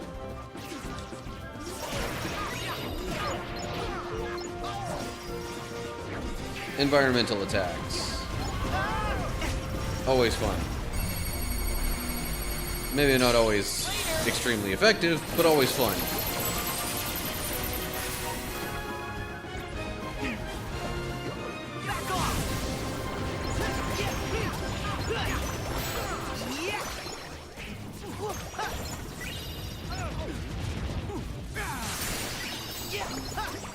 Maybe I shouldn't be using thunder so much. Some of these enemies are actually like thunder-based.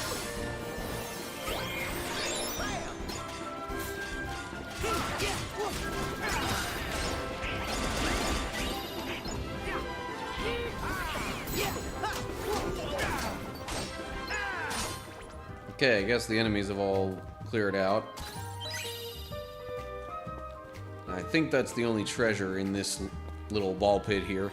I say little, I mean, it looks big because the characters are small in this context.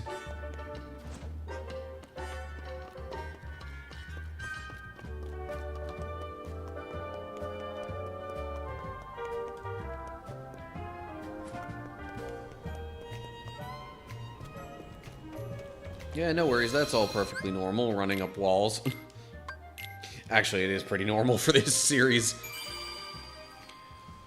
Okay,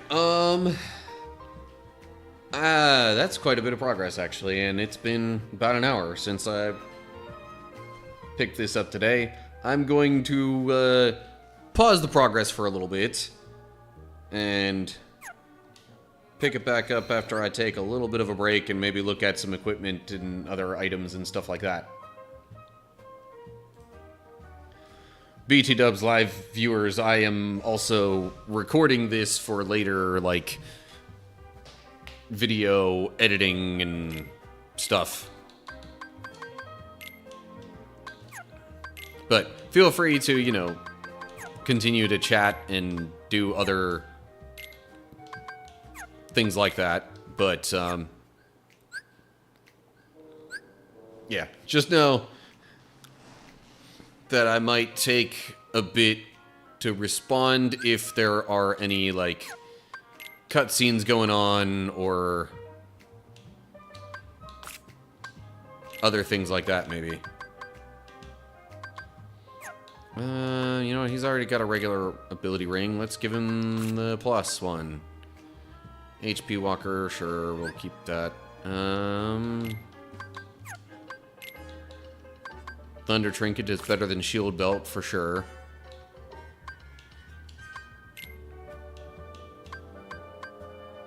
That's got the money converter. I'd rather have the HP converter, honestly. Bigger health drops, rather than more money.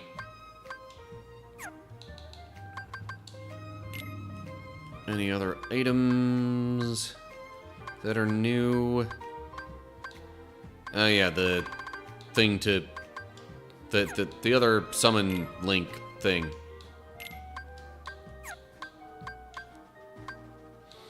I mean, I guess if I really wanted to, I could put the summons, like, down here.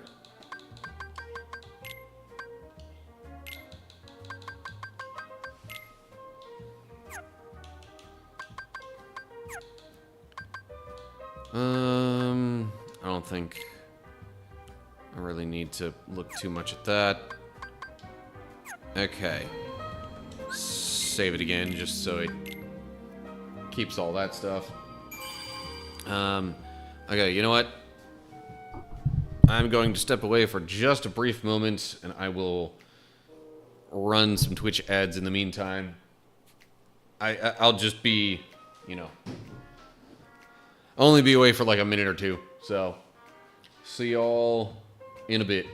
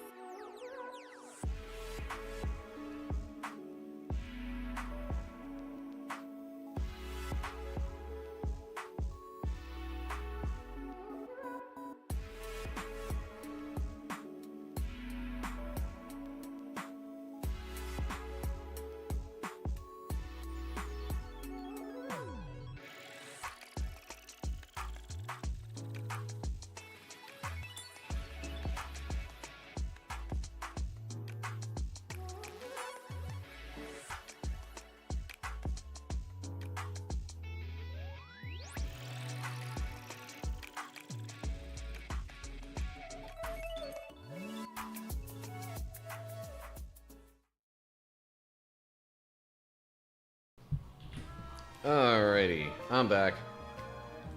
Okay. I am going to keep playing this for probably about another hour.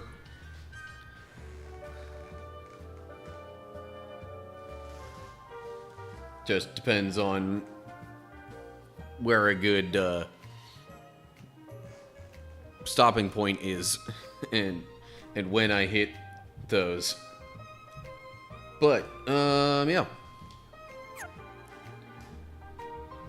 Probably about to wrap up things in this particular portion of the game. But there's still plenty more to go. Okay, well. That sure does look like a dark portal thing of some sort. There were dark corridors mentioned, so I think that's where we need to go. It looked like this? Yep.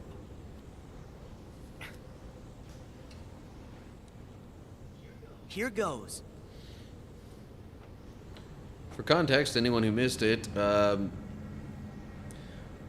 Buzz kind of got taken over by a Heartless or something, and then was supposedly taken through this like dark corridor portal thing. Buzz! And there he is. Xehanort! What do you want with my friend?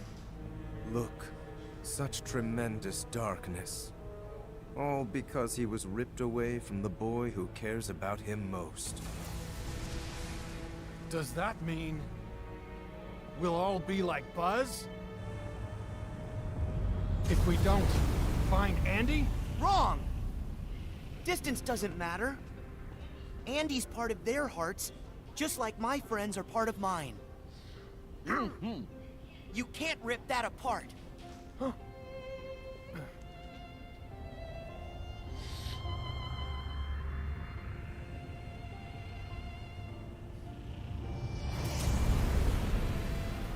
What? Your friends are your power? How very true.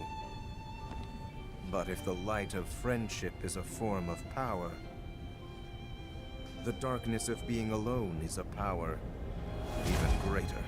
Darkness is the Is it heart's greater, true though? nature. Whatever you're talking about, I don't care. Put Buzz back the way he was, then get lost. Or else what, toy? Yeah, I am a toy. And a friend. My guess is no one's ever loved you before. Because you know nothing about hearts and love. There are hearts all around us, trying to connect.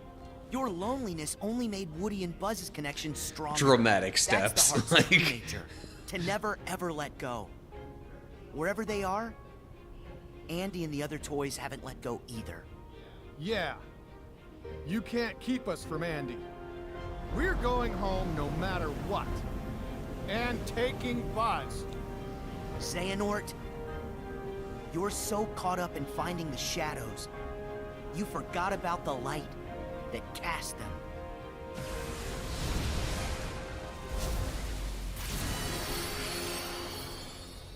No.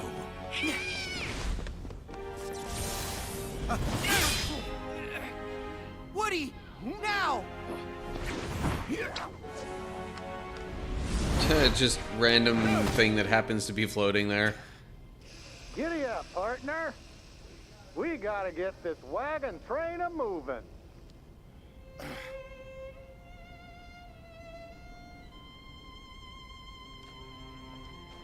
Woody. Wait, how did I get here? Oh, I don't know. Maybe somebody switched you into dark and stormy mode. But I don't have a...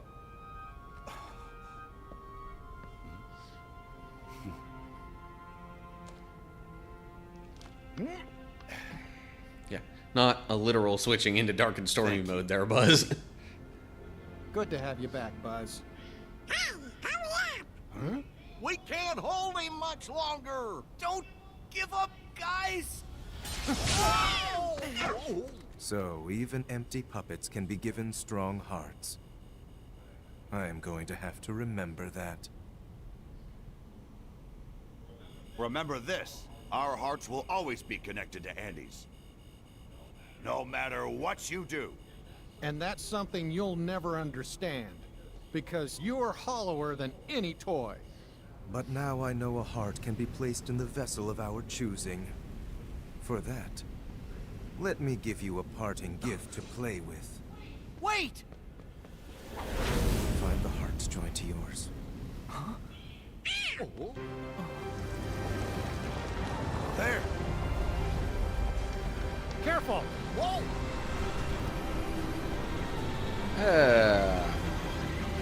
Lovely. Here goes. Big ol' spaceship thing. Well, if you're gonna hit me up with Flare Force right off the bat. Well, I was gonna say, yeah, I'll take it, but didn't really do much in that. Oh, okay. It was just severely delayed.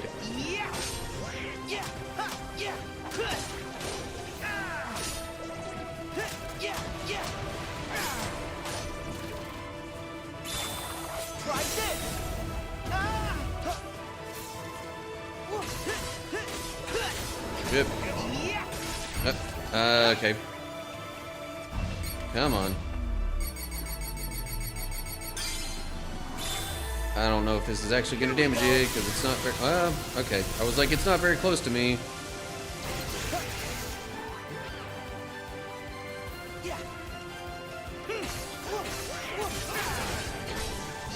Honestly, this enemy isn't all that difficult as far as I remember, just a little annoying.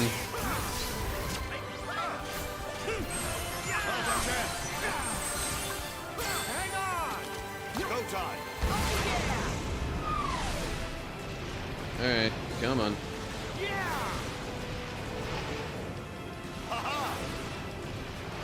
I'm not hitting it with any of this.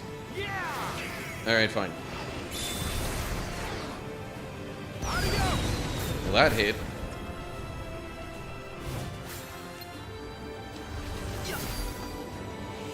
Oh yeah, I forgot I still had this going on.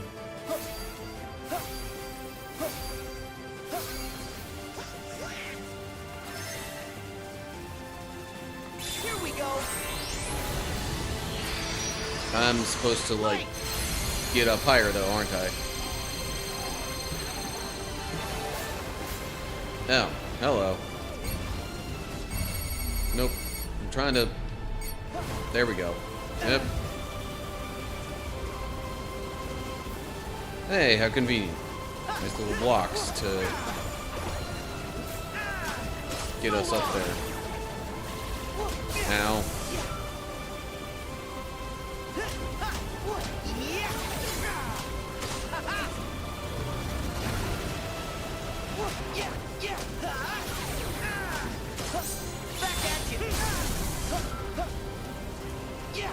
Okay, come on.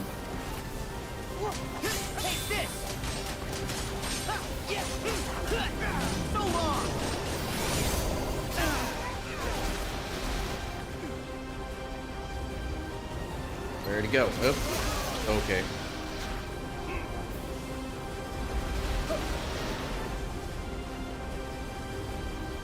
Yeah, because of course you can dodge a giant tornado-like thing just by taking a little sidestep.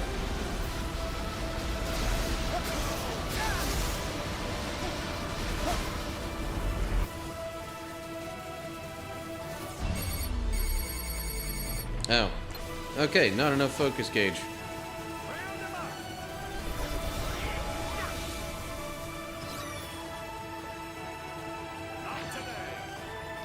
What? Okay. It's like I was using those to climb up, and then they just fell over. Like, really? How's that helpful?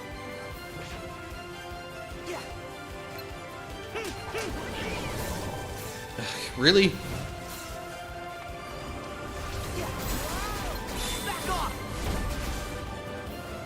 And that missed.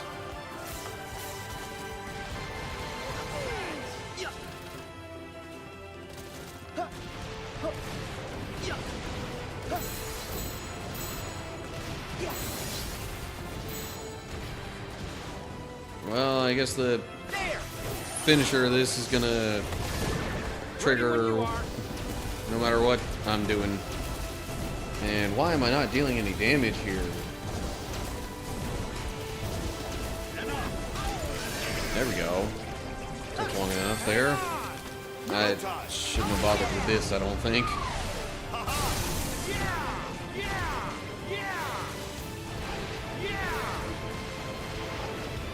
Could have finished the battle just fine without it, I think.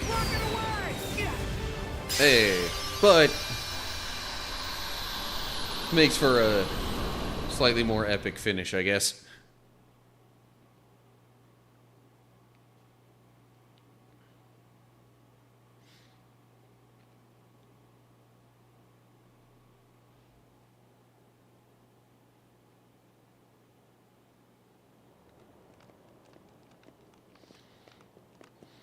So Xehanort got away again. Yeah, he's a big chicken. I'm sorry. What? I wanted to get you back to the real world. It does seem that we're trapped here. We'll never get home. Yeah, stuck like pigs. Our position appears fixed.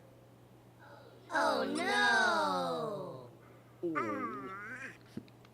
A shame we'll have to stay a little longer with our new best friends.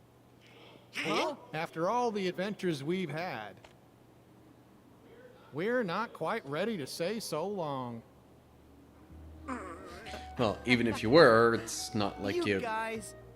seem to have a choice I'm right sorry now. that I was being so stubborn. Please forgive me. Hey, you were just looking out for your friends. No biggie. Yeah, somebody's got to be the sensible one.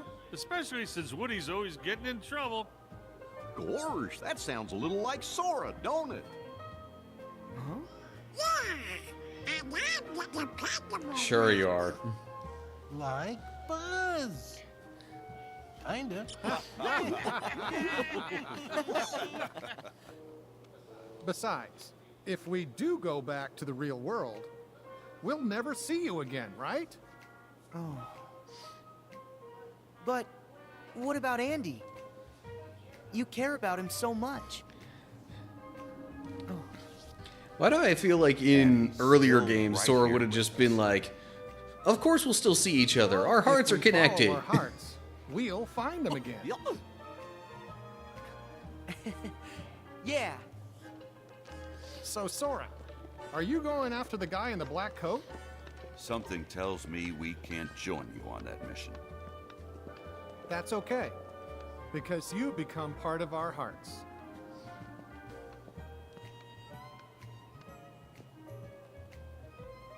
Oh. So let us become a part of yours.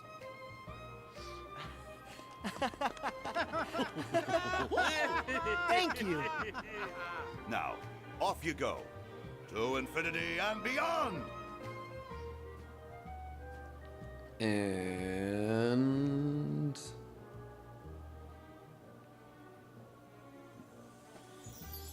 okay.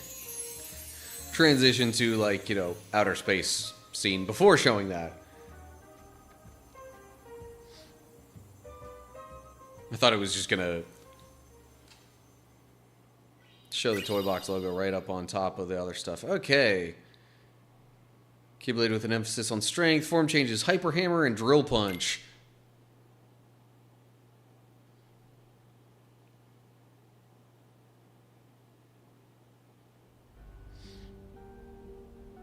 Meanwhile... What? We're too late? Yes.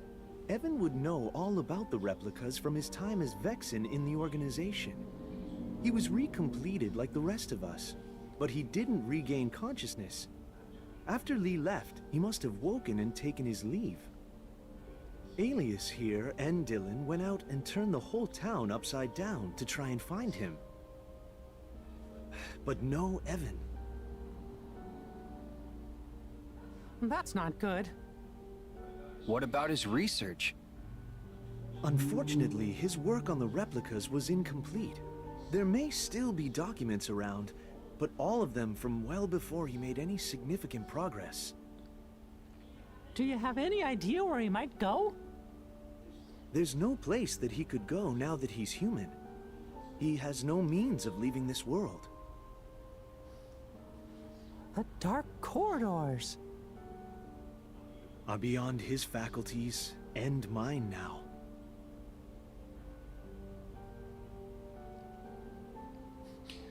So...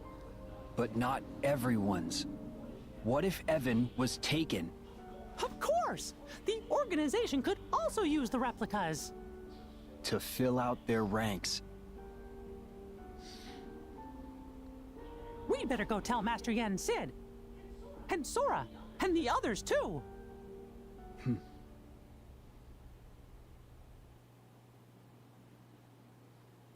Yeah, it doesn't mean other people can't use dark corridors to take him elsewhere, even if he doesn't have the ability to go to other worlds himself.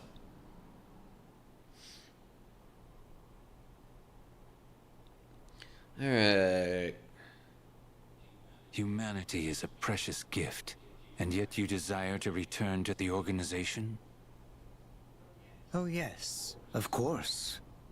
One eradication at Axel's hands was enough to learn where not to place my trust. He gave you a second lease on life. He ripped me away from the one thing I care about. I don't require humanity. Give me my research. I must see it to fruition, no matter the cost.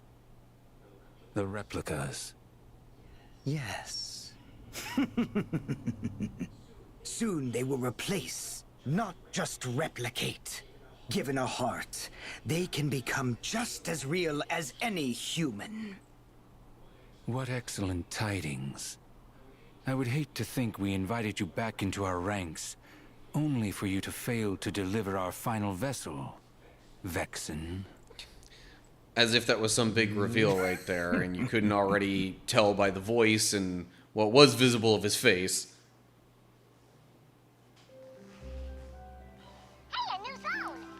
Hey, you can now voyage into a new zone.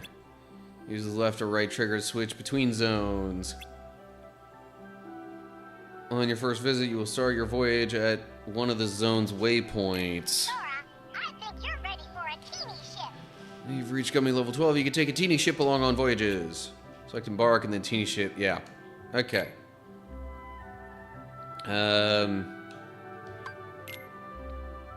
I'll save that progress real quick.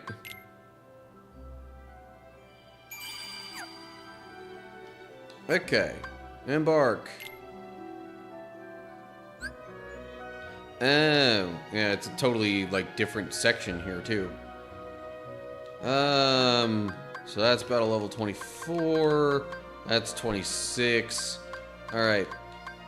Let's try this time to actually go to the one I mean to go to the first time. Instead of,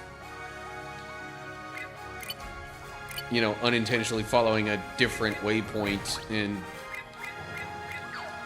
going elsewhere. Wind shot. Temporarily adds forward-facing auto-firing pads or pods to both sides of the ship.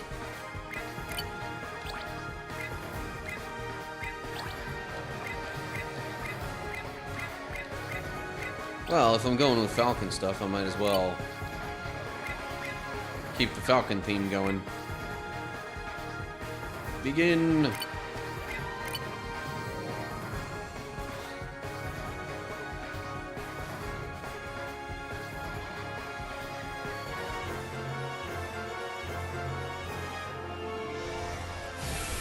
Alright. Constellations. During your voyages, you'll discover constellations. Press, I'm gonna call that select. Bust out your Gummy phone and take a picture. Not only will this unlock Gummy missions, but you'll also be awarded a blueprint for the constellation you found. And then to claim the blueprints, press start. Select information Gummy missions to collect your reward. So like, anyway.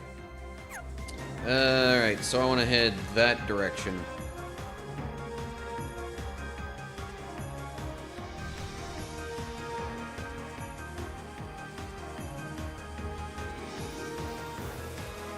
But I'm thinking for right now I should head kind of this way and then toward this, like, kind of wormhole looking thing. Whoa, hello.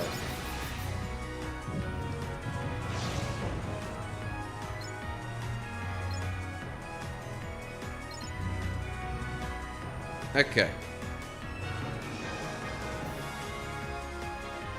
Oh, so it mentioned making it to Gummy Ship level 12. I'm at level 15. What are you talking about?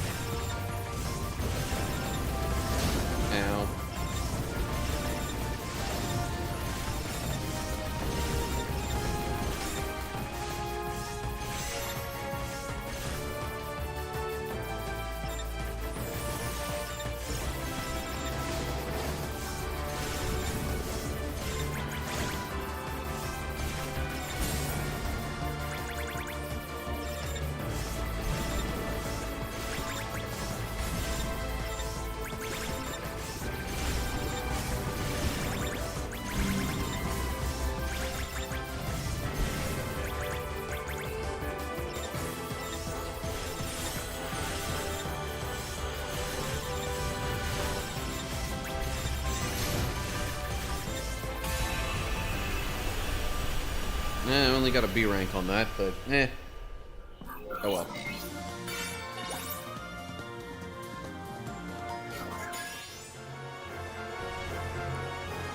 Alright, continuing our journey.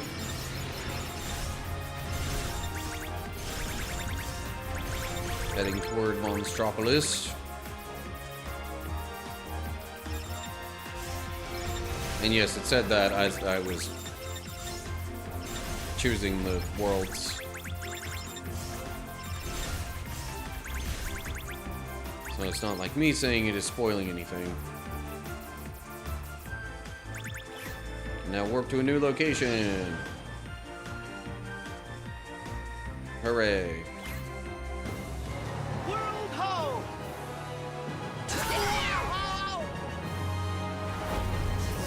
But also another enemy. Is something there?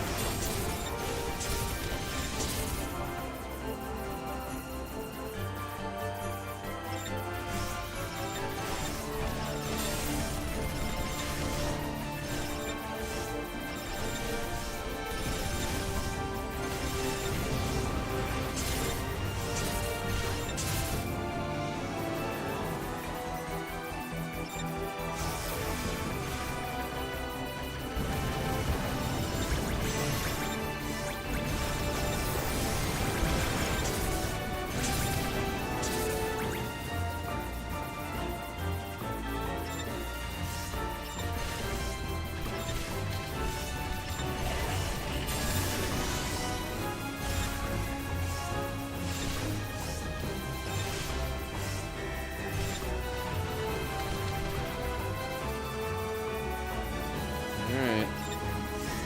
So far I'm doing alright. Don't think I've taken any hits even.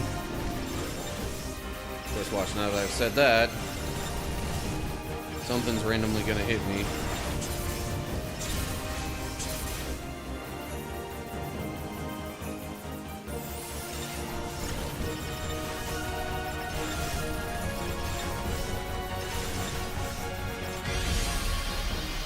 Okay, victory.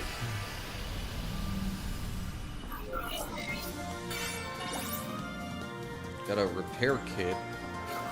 Interesting. Dummy missions complete. And I still don't see anything right there that mentions the gummy missions. Alrighty, Monstropolis, let's go.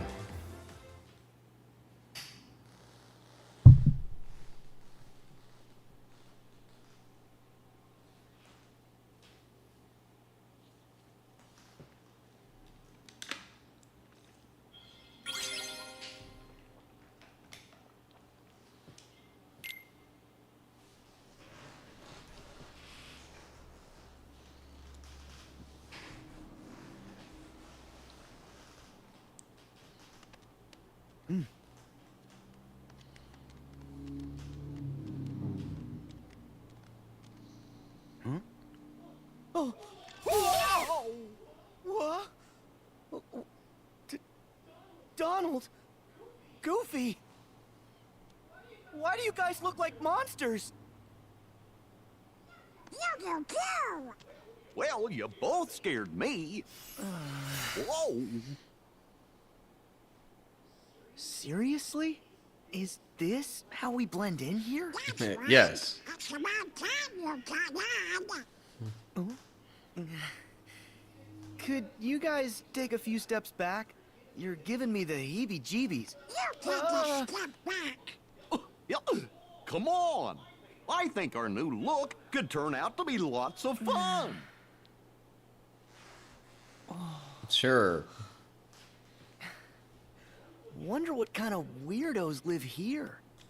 Who'd have thunk he'd get so creeped out? It says, we scare because we care? That's odd. Doesn't sound very caring. If they look like us, then they could be trouble. I think we better investigate. Yeah, investigate and not just make assumptions and judgment calls without knowing anything. Some people could learn a few lessons from that.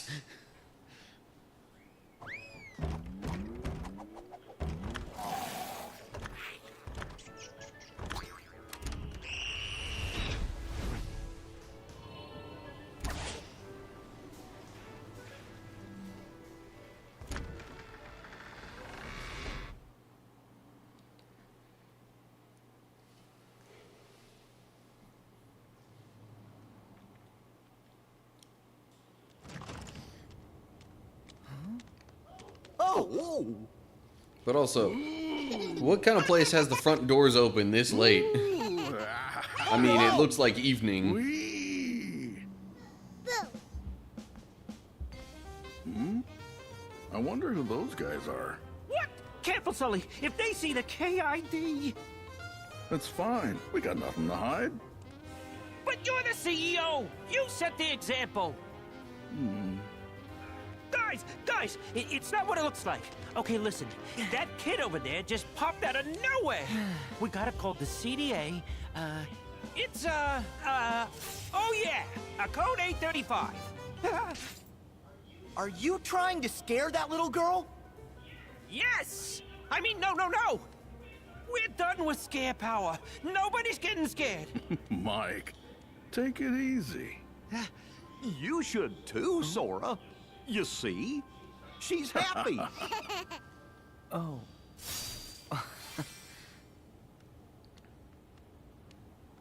Hello. My name is Sora. Boo! Oh, is that your name? Nice to meet you, Boo. Hold on! You guys really aren't afraid of humans? Mike Wazowski! Huh? Because he has one eye? Come on, Boo! I'm Mike Wazowski! Mike Wazowski! Well, you can see the resemblance. That googly bear eye. What's going on? I'm gonna die! Mike Wazowski!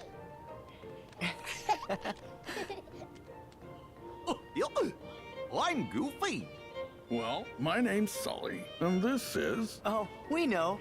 Mike Wazowski, right?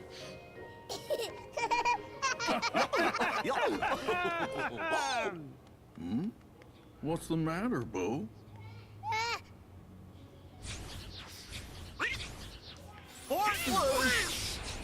Except those aren't heartless. Huh? No! That's not the Heartless's emblem! Then what? And how come I feel like I might have seen them before? Well, they aren't friendly. So, to my recollection, this is the Stay here, only kid, game we'll in be the back. series since the first Birth by Sleep where Unversed appear. Those guys are right, Sully. This has got bad news written all over it. Yeah, we gotta keep Boo safe. I'm on it.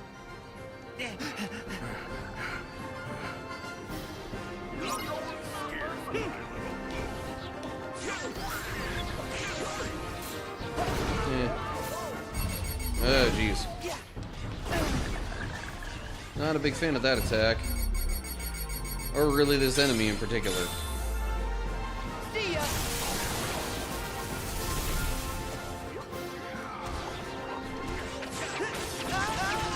Jeez, already?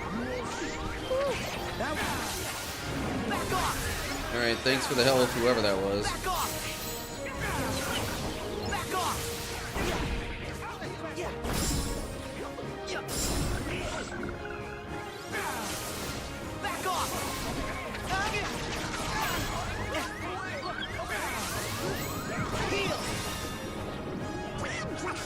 Yes, please. Flare Force would be great right now.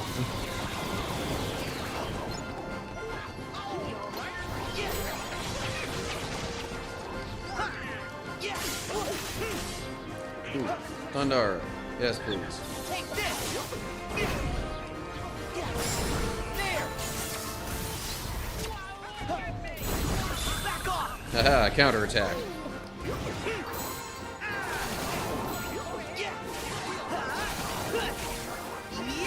It's over.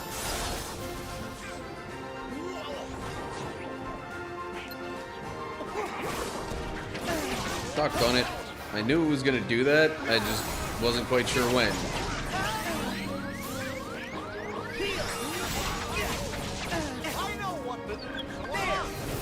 Okay, well there's the finisher. Kind of triggering itself. Oh geez.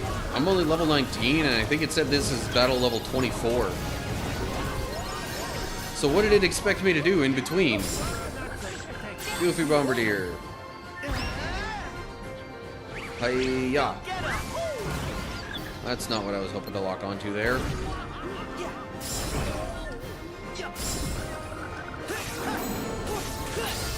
Counter impact. Okay. All right. Nice, Sully. Even with those extra pounds you put on. Still running circles around you, Butterball. Yeah, I'm not sure why they would have expected a lot of battling. So any Practically idea who prompts those you guys to were? go right into this stuff. Well, they couldn't have been heartless. It's on the tip of my tongue.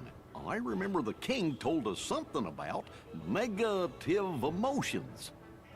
Unversed? Oh yeah, them! Unversed? Uh-huh. A while back, the king fought a whole bunch of battles against them with the 3 missing Keyblade wielders. The same 3 that we're looking for? Aqua, Terra, and Ventus? We didn't want dependable help, can you? Hey! Still, how come the Unversed are showing up now? I should be testing your screen power. Hey, I told you we're through using that. Besides, we have no But idea maybe not who or everybody what you're is. talking about. Oh, you'd really like the king. Uh-oh! Order! Sure, now Goofy says it right. Basically, we've come from far away to get rid of those creatures causing trouble. We're like exterminators? Just how far away? As far as you can imagine. Okay, let's just say we buy all that. Are those creeps dangerous? Extremely. They sure gave Boo a scare. Sully, I know you've missed her, but it's time to postpone our playdate. You're right, Mikey. Let's get our girl home. What are you planning to do? It's kind of a long story, but Boo's from another world. And we gotta send it back there to keep her safe. Okay then. We're gonna help you. What? Well, the Unversed might try to cause more trouble. So, we want to come along. Great! We could use a couple of exterminators around here. Yeah, thanks. Huh?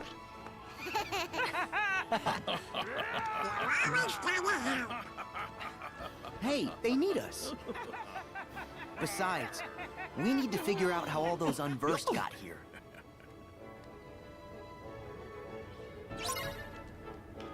I'll feel much better when Boo's back in her own room. Me too. Good thing the laugh floor's not too far. Come on, fellas!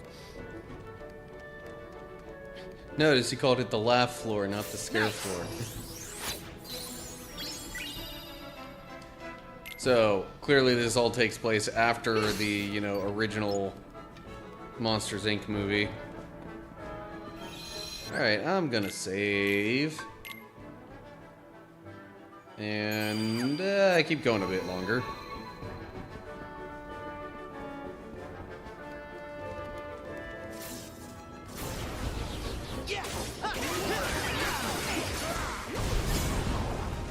Here we go.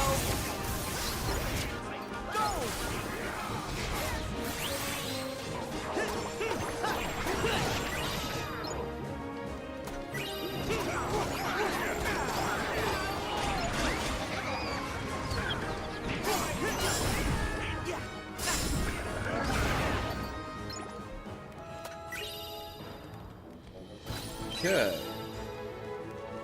I think I still have the Kingdom Key to swap into. Oh, speaking of Keyblades, let's see here. Favorite deputy is a 6-3 with Lucky Strike of all things. Increase how often enemies drop items, yeah. So that's a 6-3. Really, that's a lot closer to Hero's Origin stat-wise.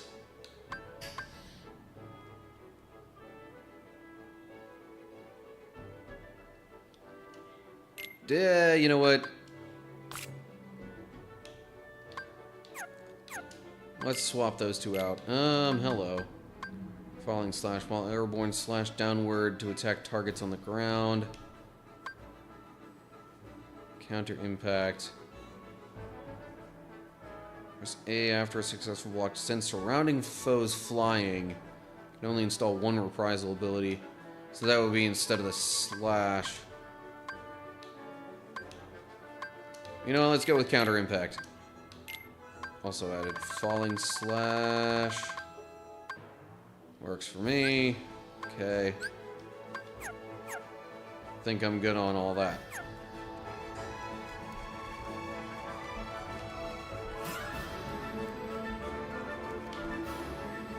So the favorite deputy seems to have two form changes. So help me! So help me! So, Monsters Incorporated used to rely on scream power from human kids for energy. But now we collect their laughter instead. It turns out, laughter is 10 times more powerful. Kitty! And we never figured it out without Boo. Cool. Our ship's powered by laughter, too. Guess we've got that in common. I mean, is it really powered by laughter? Come on, I am not. Whoa.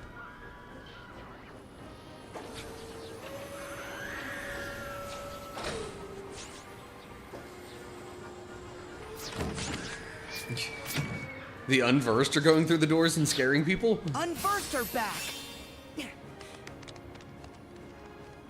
This is terrible. Look! There's Boo's door! Go get Boo!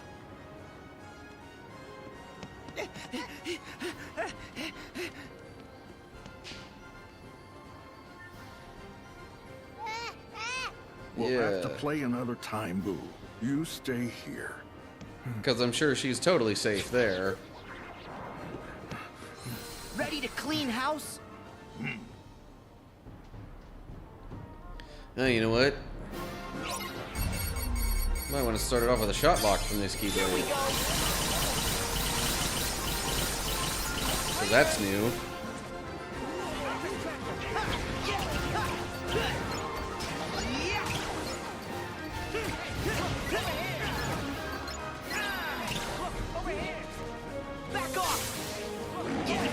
Hyper Hammer.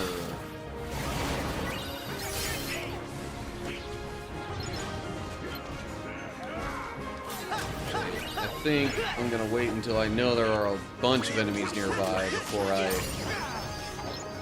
keep going with the Hyper Hammer and try and, you know, get that to its second phase. Although, it does seem like there are quite a few showing up now.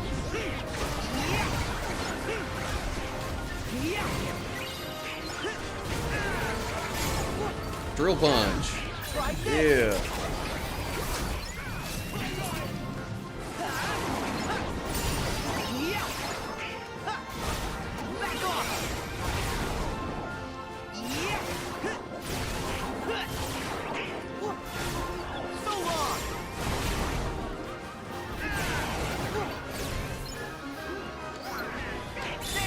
I figured rather than, you know, keep it in reserve,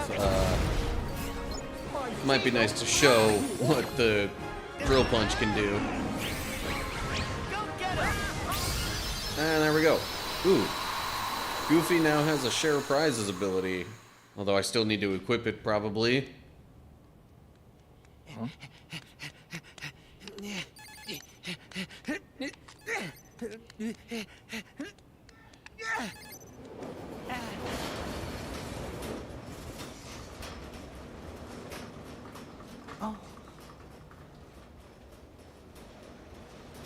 Okay, my question is, why did he swipe those three?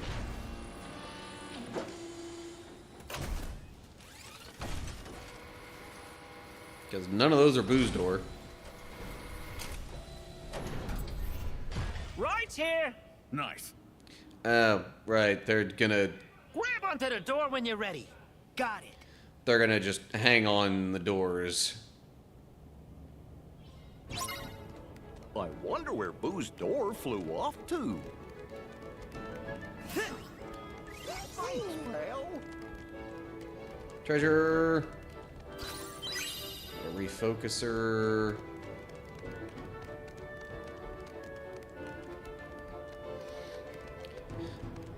I just remembered at some point I should actually, you know,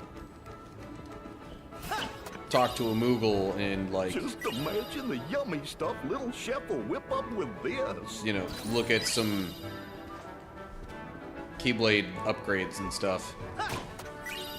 Keep looking.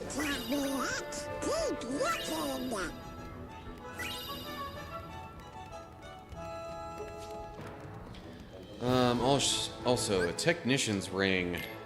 Oh, technician's ring plus. Jeez, that has even more AP than what I've got. Like 4 more. Okay. And then for Goofy, I'm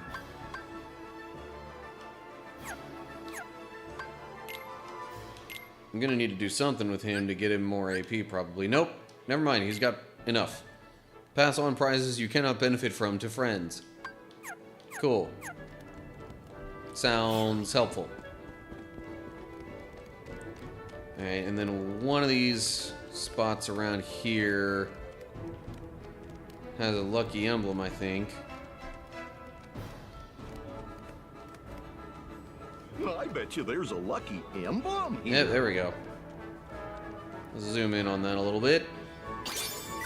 Ooh, photographed 15 lucky emblems and got a moon amulet. Nice.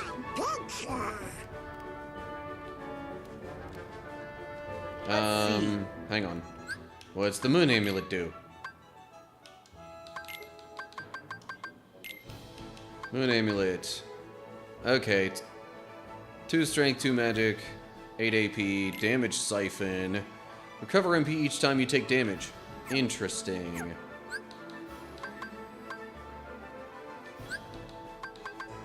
That's, in a way, kind of like the...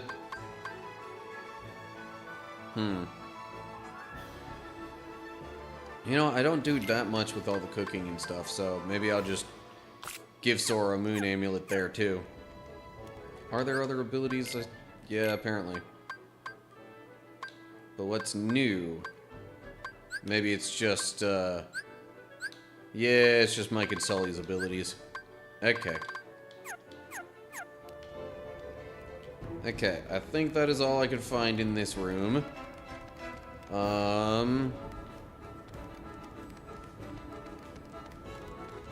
I'll keep going just a little bit further, I guess. We're gonna make it, guys. Go to the door vault. Okay.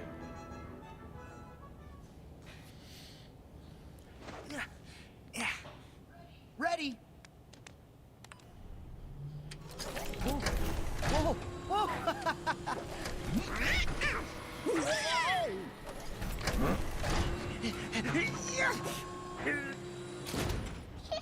Boo, hold on. Don't want you to get hurt.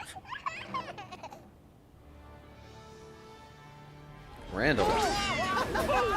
Here we come! Oh, I just got a great idea.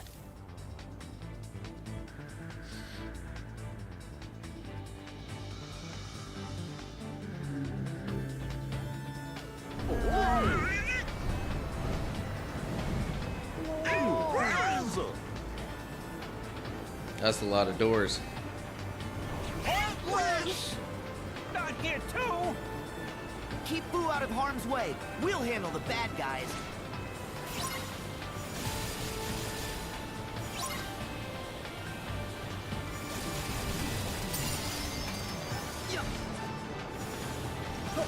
Oops.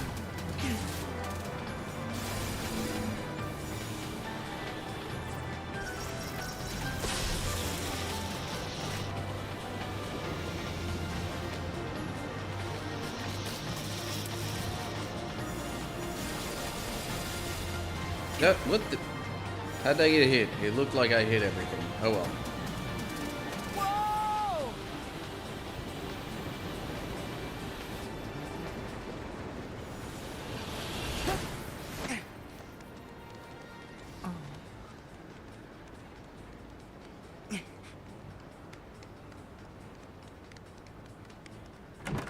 It's offline! We have to power it up! More bad guys! Don't worry, I'll watch Boo. Okay. Yeah. Sora, we gotta make Boo laugh to open the door. Hurry, help me take out these goons.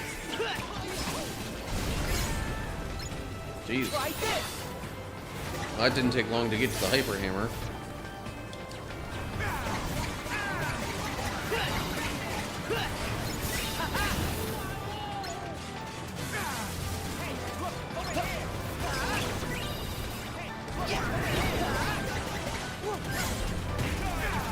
Okay, swap into the drill punch. But then, or maybe I should say, I don't know, changing to the drill punch. Whatever. Not a big deal. Semantics. Flare Force, yeah.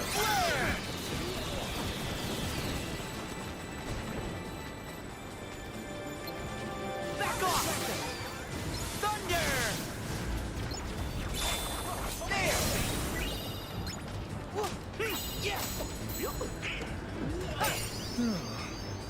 More of them?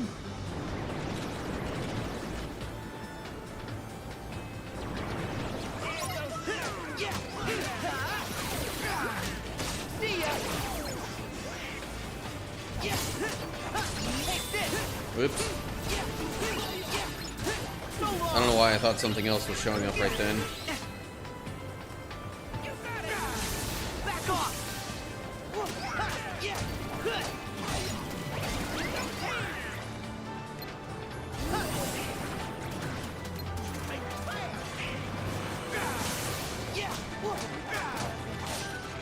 You guys are doing great!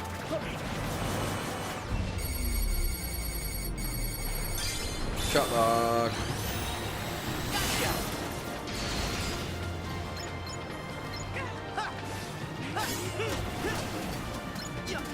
Take this! Here we go!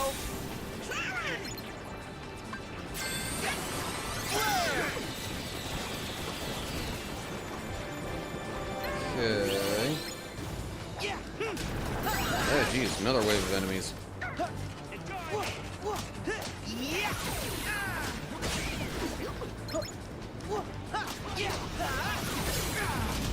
So long! There! It's over! Back off! I don't know, I may or may not like Sonic Blade better than other options from the second form. Hey, what are we doing?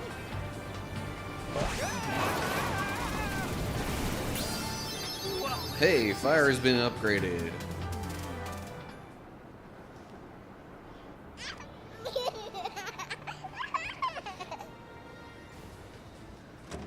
The door's open! Okay, but why are we going through that one specifically?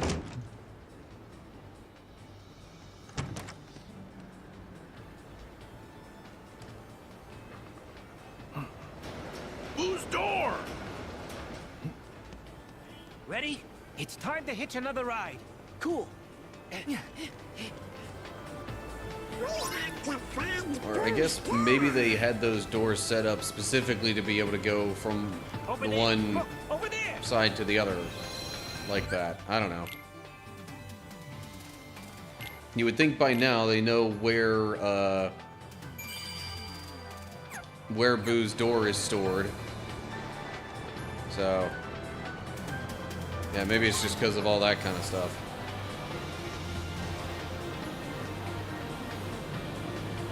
Set themselves up a shortcut to get closer.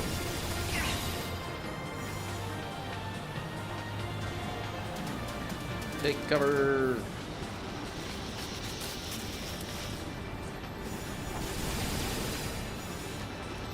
If I'm gonna get zapped, I only want it to be by Heartless, not by my own stupidity from not, you know, avoiding stuff like I should. There's Boo's door!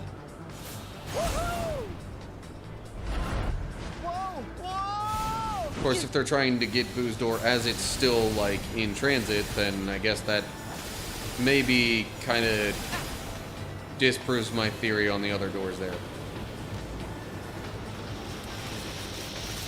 I mean, either way, I think it's mostly to get from one side of the conveyor to the other.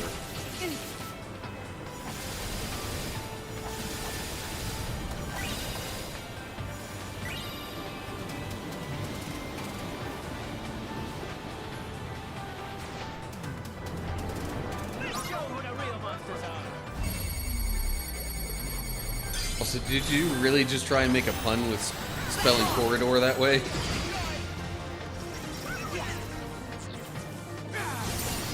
Back off! Back off!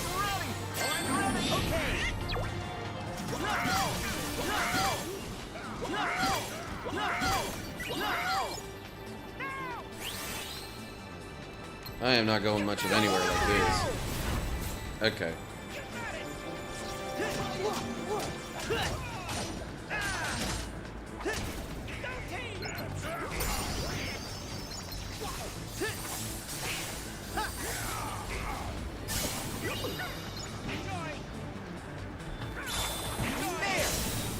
Okay. And now I bet you the enemies are gone. Sure seems like it. Ooh, hello. Let's see. I'll help you find the next one. Where do we go from here? Not in there. Okay. Through the door, of course. It's always through the door.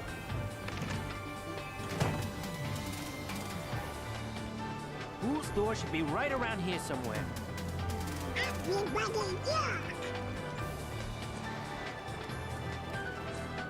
Treasure. Star Shield Plus. Ooh. That might be something to look at equipping on Goofy here.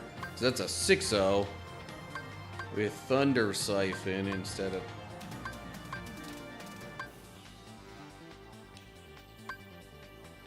Mostly because of the change in strength. I figure that's probably worthwhile. Grand Magic Extender. Sure. I don't have the attraction extender active just because, like, I'm not even using attractions in this playthrough.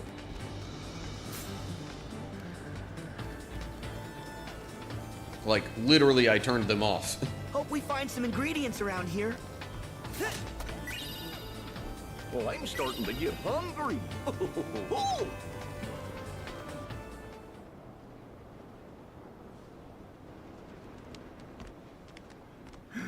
There it is!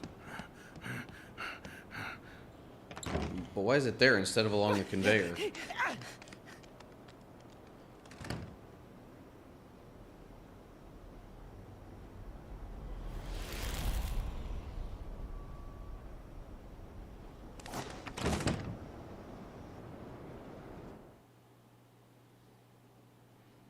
Oh yay, Randall's following us.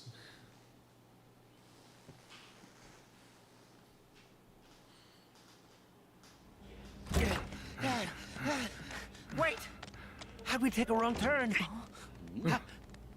Who cares? All that matters is that it's the last turn that you losers are ever gonna take. Randall? Who's he? A creep we banished for trying to collect screams by force. He used to be Boo's scarer. How did you even get back here? The door we sent you through is sawdust. Yeah. Other and doors, I almost just got like turned you into get somebody's anywhere else. wallet. Lucky for me, a real nice guy came along and fixed the door.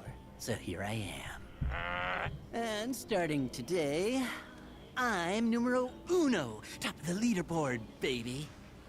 Ha! You a top laugh collector? In your dreams, Randall, my laugh totals are off the charts. Who said anything about collecting laughs? I'm after negative emotions.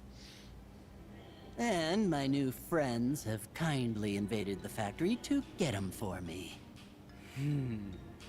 Negative emotions? He's gotta know. Yeah, Organization 13 must be helping them. Laughter's just not sustainable. Once Junior chorts his last chortle, you've got to start over. But negative energy, especially sadness, give them something that really breaks their little hearts. And they'll stay sad forever. We'll never have to worry about energy again.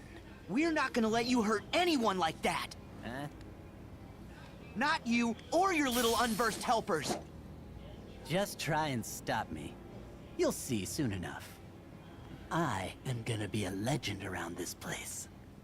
Now, consider your careers officially over. What?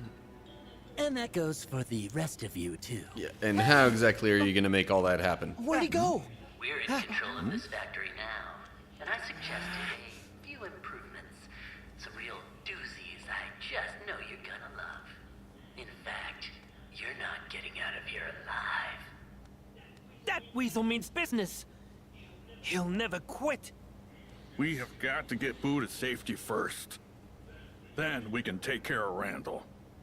Time to find a way out. Yeah.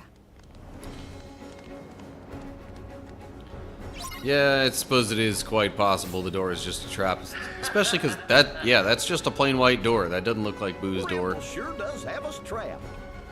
We've got to get out of the factory. And, that's actually where I think I'm gonna leave things off for now.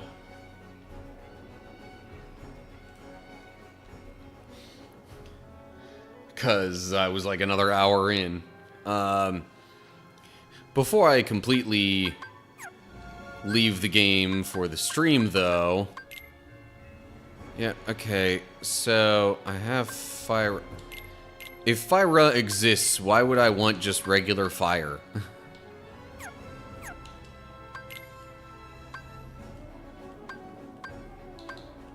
Anyway, so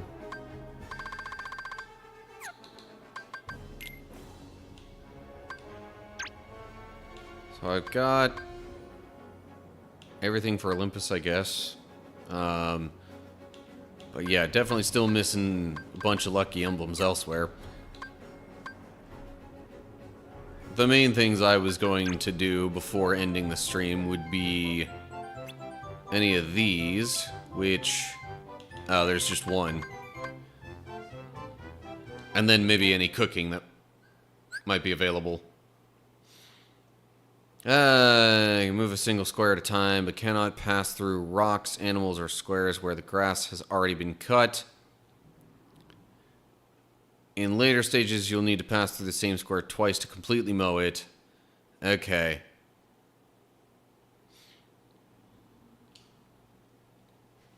Hang on. Phone has been buzzing. Let me make sure there's nothing too important there. Not really. Okay.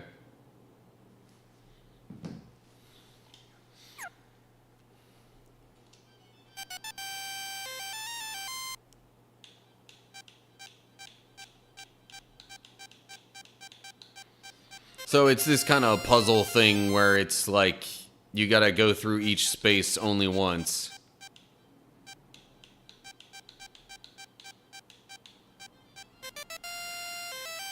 Or maybe eventually twice.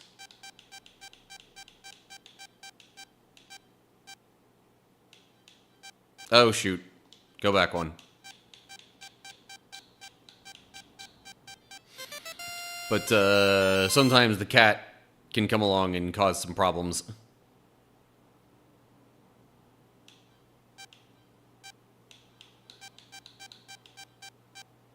Nope. Crud. Think I might have messed this up already.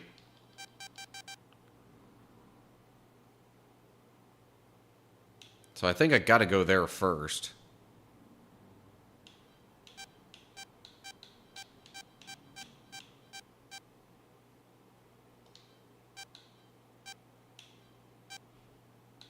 Oh, it doesn't count me going back and forth between them? That's weird.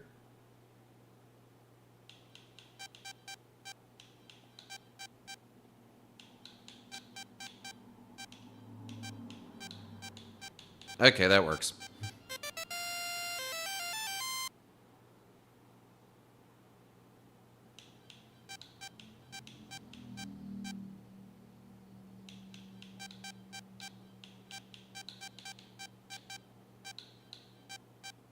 Oh.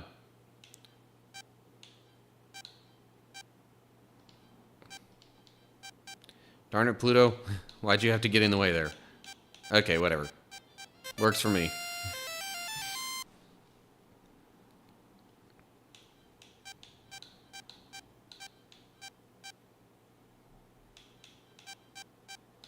But it doesn't count it if I... Hang on.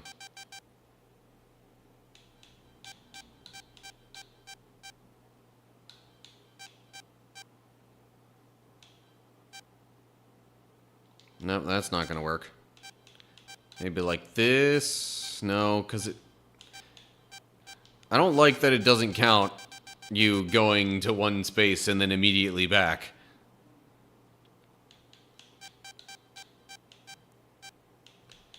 Maybe if I just go about it like this. That works.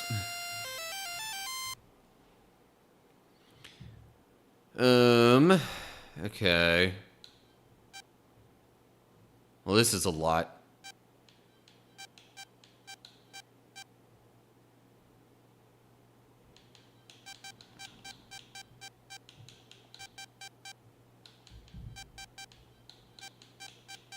Nope, I've got myself stuck here.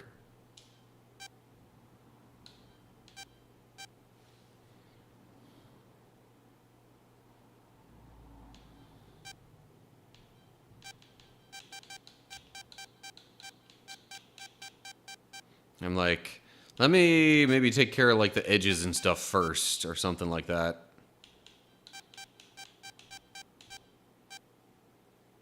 But nope, then I can't get there.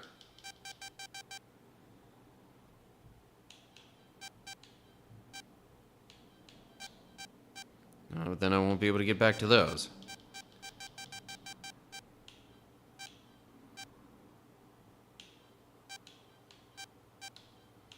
Oh, but now I'm stuck there.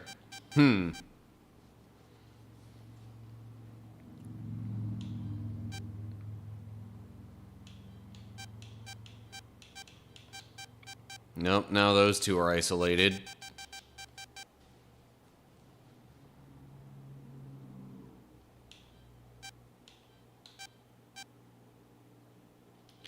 Yeah, I think I messed that up somehow.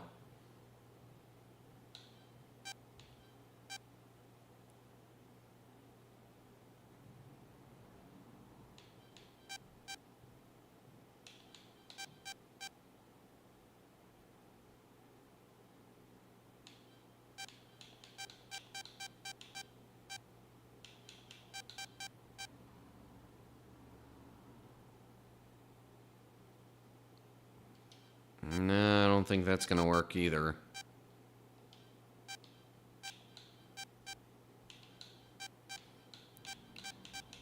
Maybe it will if I go more like this, though.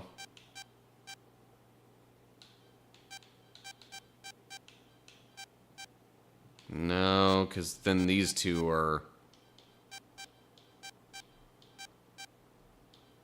going to be a problem.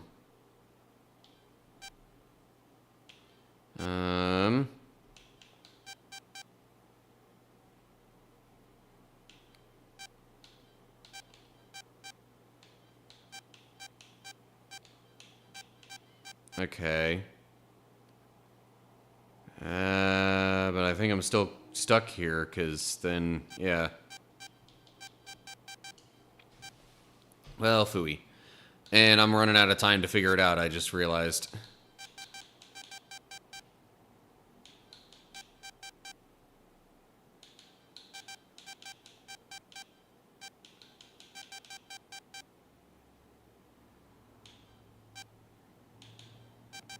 Don't think that's really gonna work.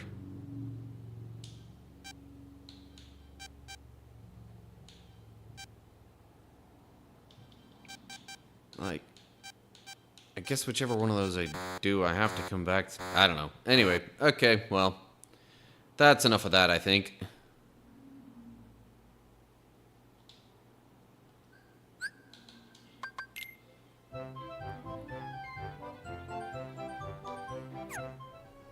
And then the other thing that I was gonna do was to visit the bistro and do some cooking.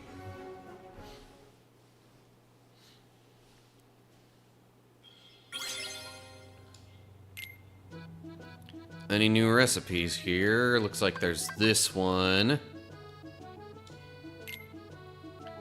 Okay. Begin cooking 1.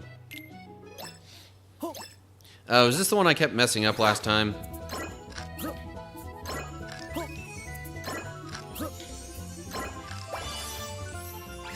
All right! We did it! Yeah. Obtained a filet mignon. Interesting.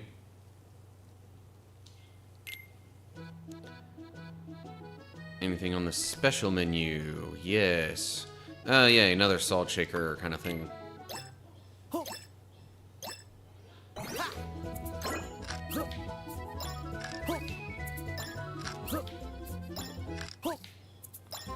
Okay, well... Yes! How's that? I completed it, just didn't get an excellent, so I'll get the regular version instead of the, plus version.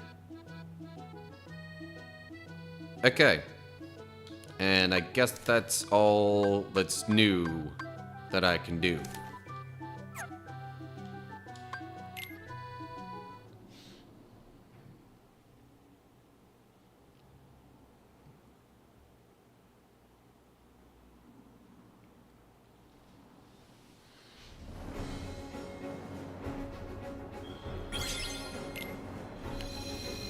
Alright, well...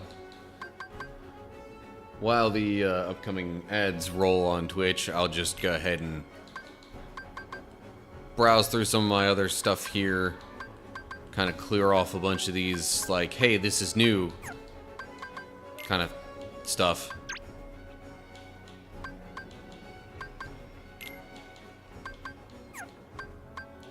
So the empty spaces are the ones that I've already found, not the ones that I'm missing. Okay, that makes more sense, because I went to Olympus before Twilight Town, and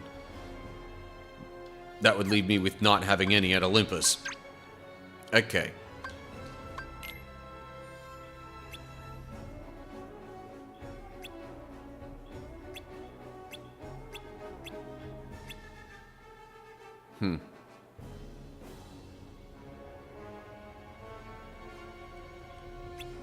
Yeah, so if you read into that, it could maybe hint at least the possibility of Vanitas being in this world.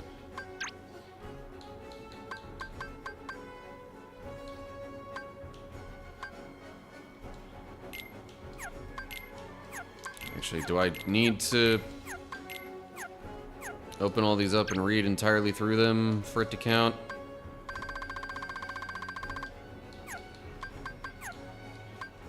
Character files.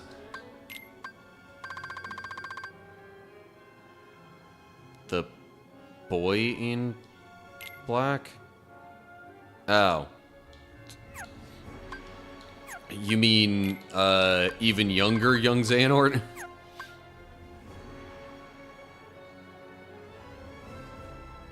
There is the friend. Sorry, I missed maybe when exactly you posted that. Which friend?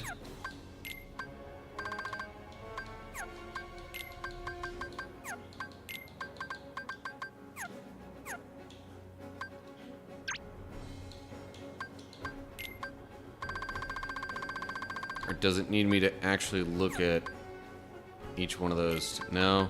Okay.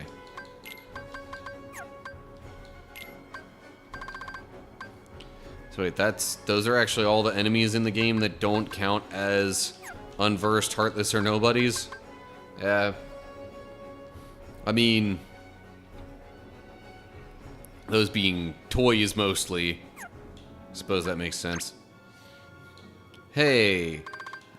Our preferred treasure display instead of, you know, like what 0.2 did. Shot locks. Yeah, I guess, you know, if anyone wants to truly 100% this, you gotta use all the shot locks and links and all that kind of stuff.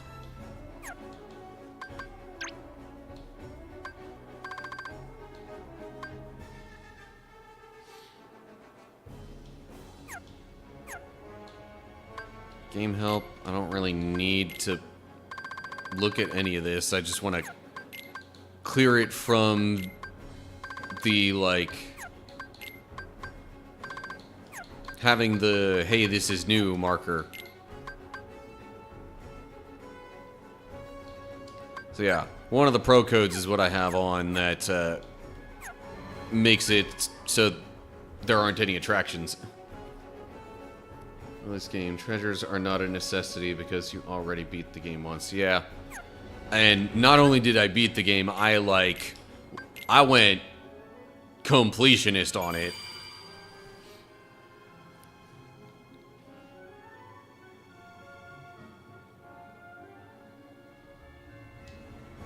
Okay, well, now that I've done all that stuff, I don't know if there's a whole lot else.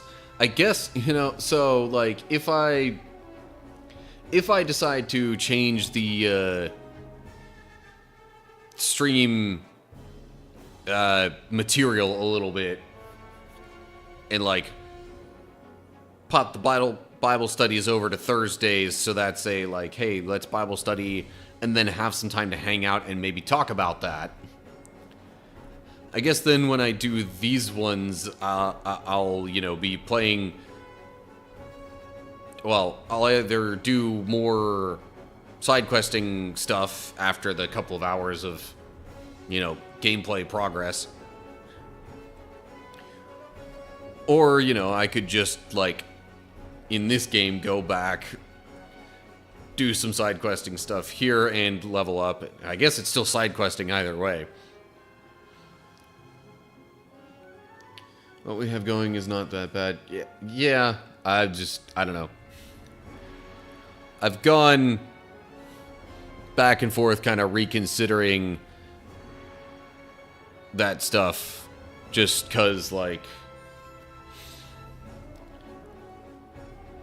I mean, in a way, this works well and is nice because it's like, well, I can do all of my recording stuff at once and, like, kind of have just one stream where the entire time I'm, like, not so, I don't know, focused on chat, I guess, for lack of a better way to put it. And then I have an entire other stream where it's like, all right, let's just do stuff on the side. But also, doing it this way leaves less of a, it leaves things a little less open to discussion regarding anything from the Bible study that might have come up that people want to talk about. But I don't know.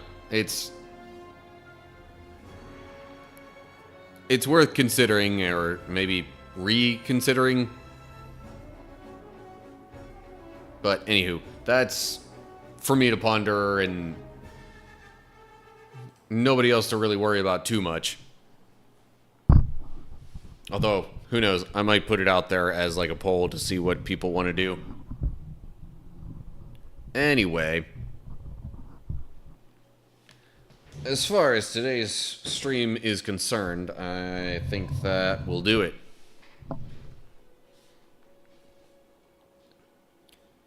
So, I appreciate y'all stopping by, tuning in. Especially if anyone on the raid came and stuck around.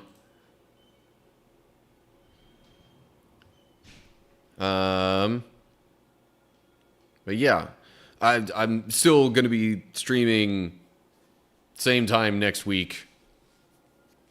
Whether or not I decide to make any slight alterations to the content that is part of said stream. So, now I'm just looking at possible raid targets here.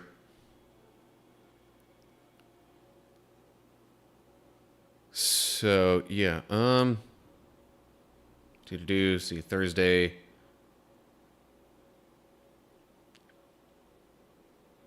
Well, Slay the Spire, I still gotta wrap up my Watcher run before I do anything else there. But yeah, then I will probably try and go back and see if I can actually complete an Ironclad run.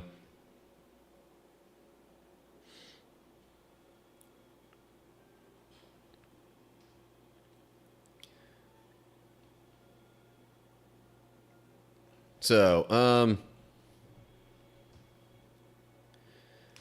but yeah, Thursday is, yeah, for now, at least, I think I'm gonna keep the stream formats the same. I don't know. But at the very least, Friday will definitely be more so gaming focused. At least for more of the time. And it will definitely include Slay the Spire. So, yes. Thanks, Seth. I hope you have a good weekend as well. Alright. I think I've got my raid target picked out. I think we're going to go raid Pastor Dustin, who had a little bit of a kerfuffle with his Twitch account and Twitch thinking there were, like, bots and stuff in his viewers when they were just honest lurking folks. In fact, his situation was what brought all that to my attention. So let's go show him a little appreciation. But that's going to do it for me then. So, I hope you're all doing well. Hopefully I'll see you soon for another stream. Feel free to check out YouTube videos and stuff in the meantime. But, whatever ends up happening, until the next time I see y'all, stay cool, everybody.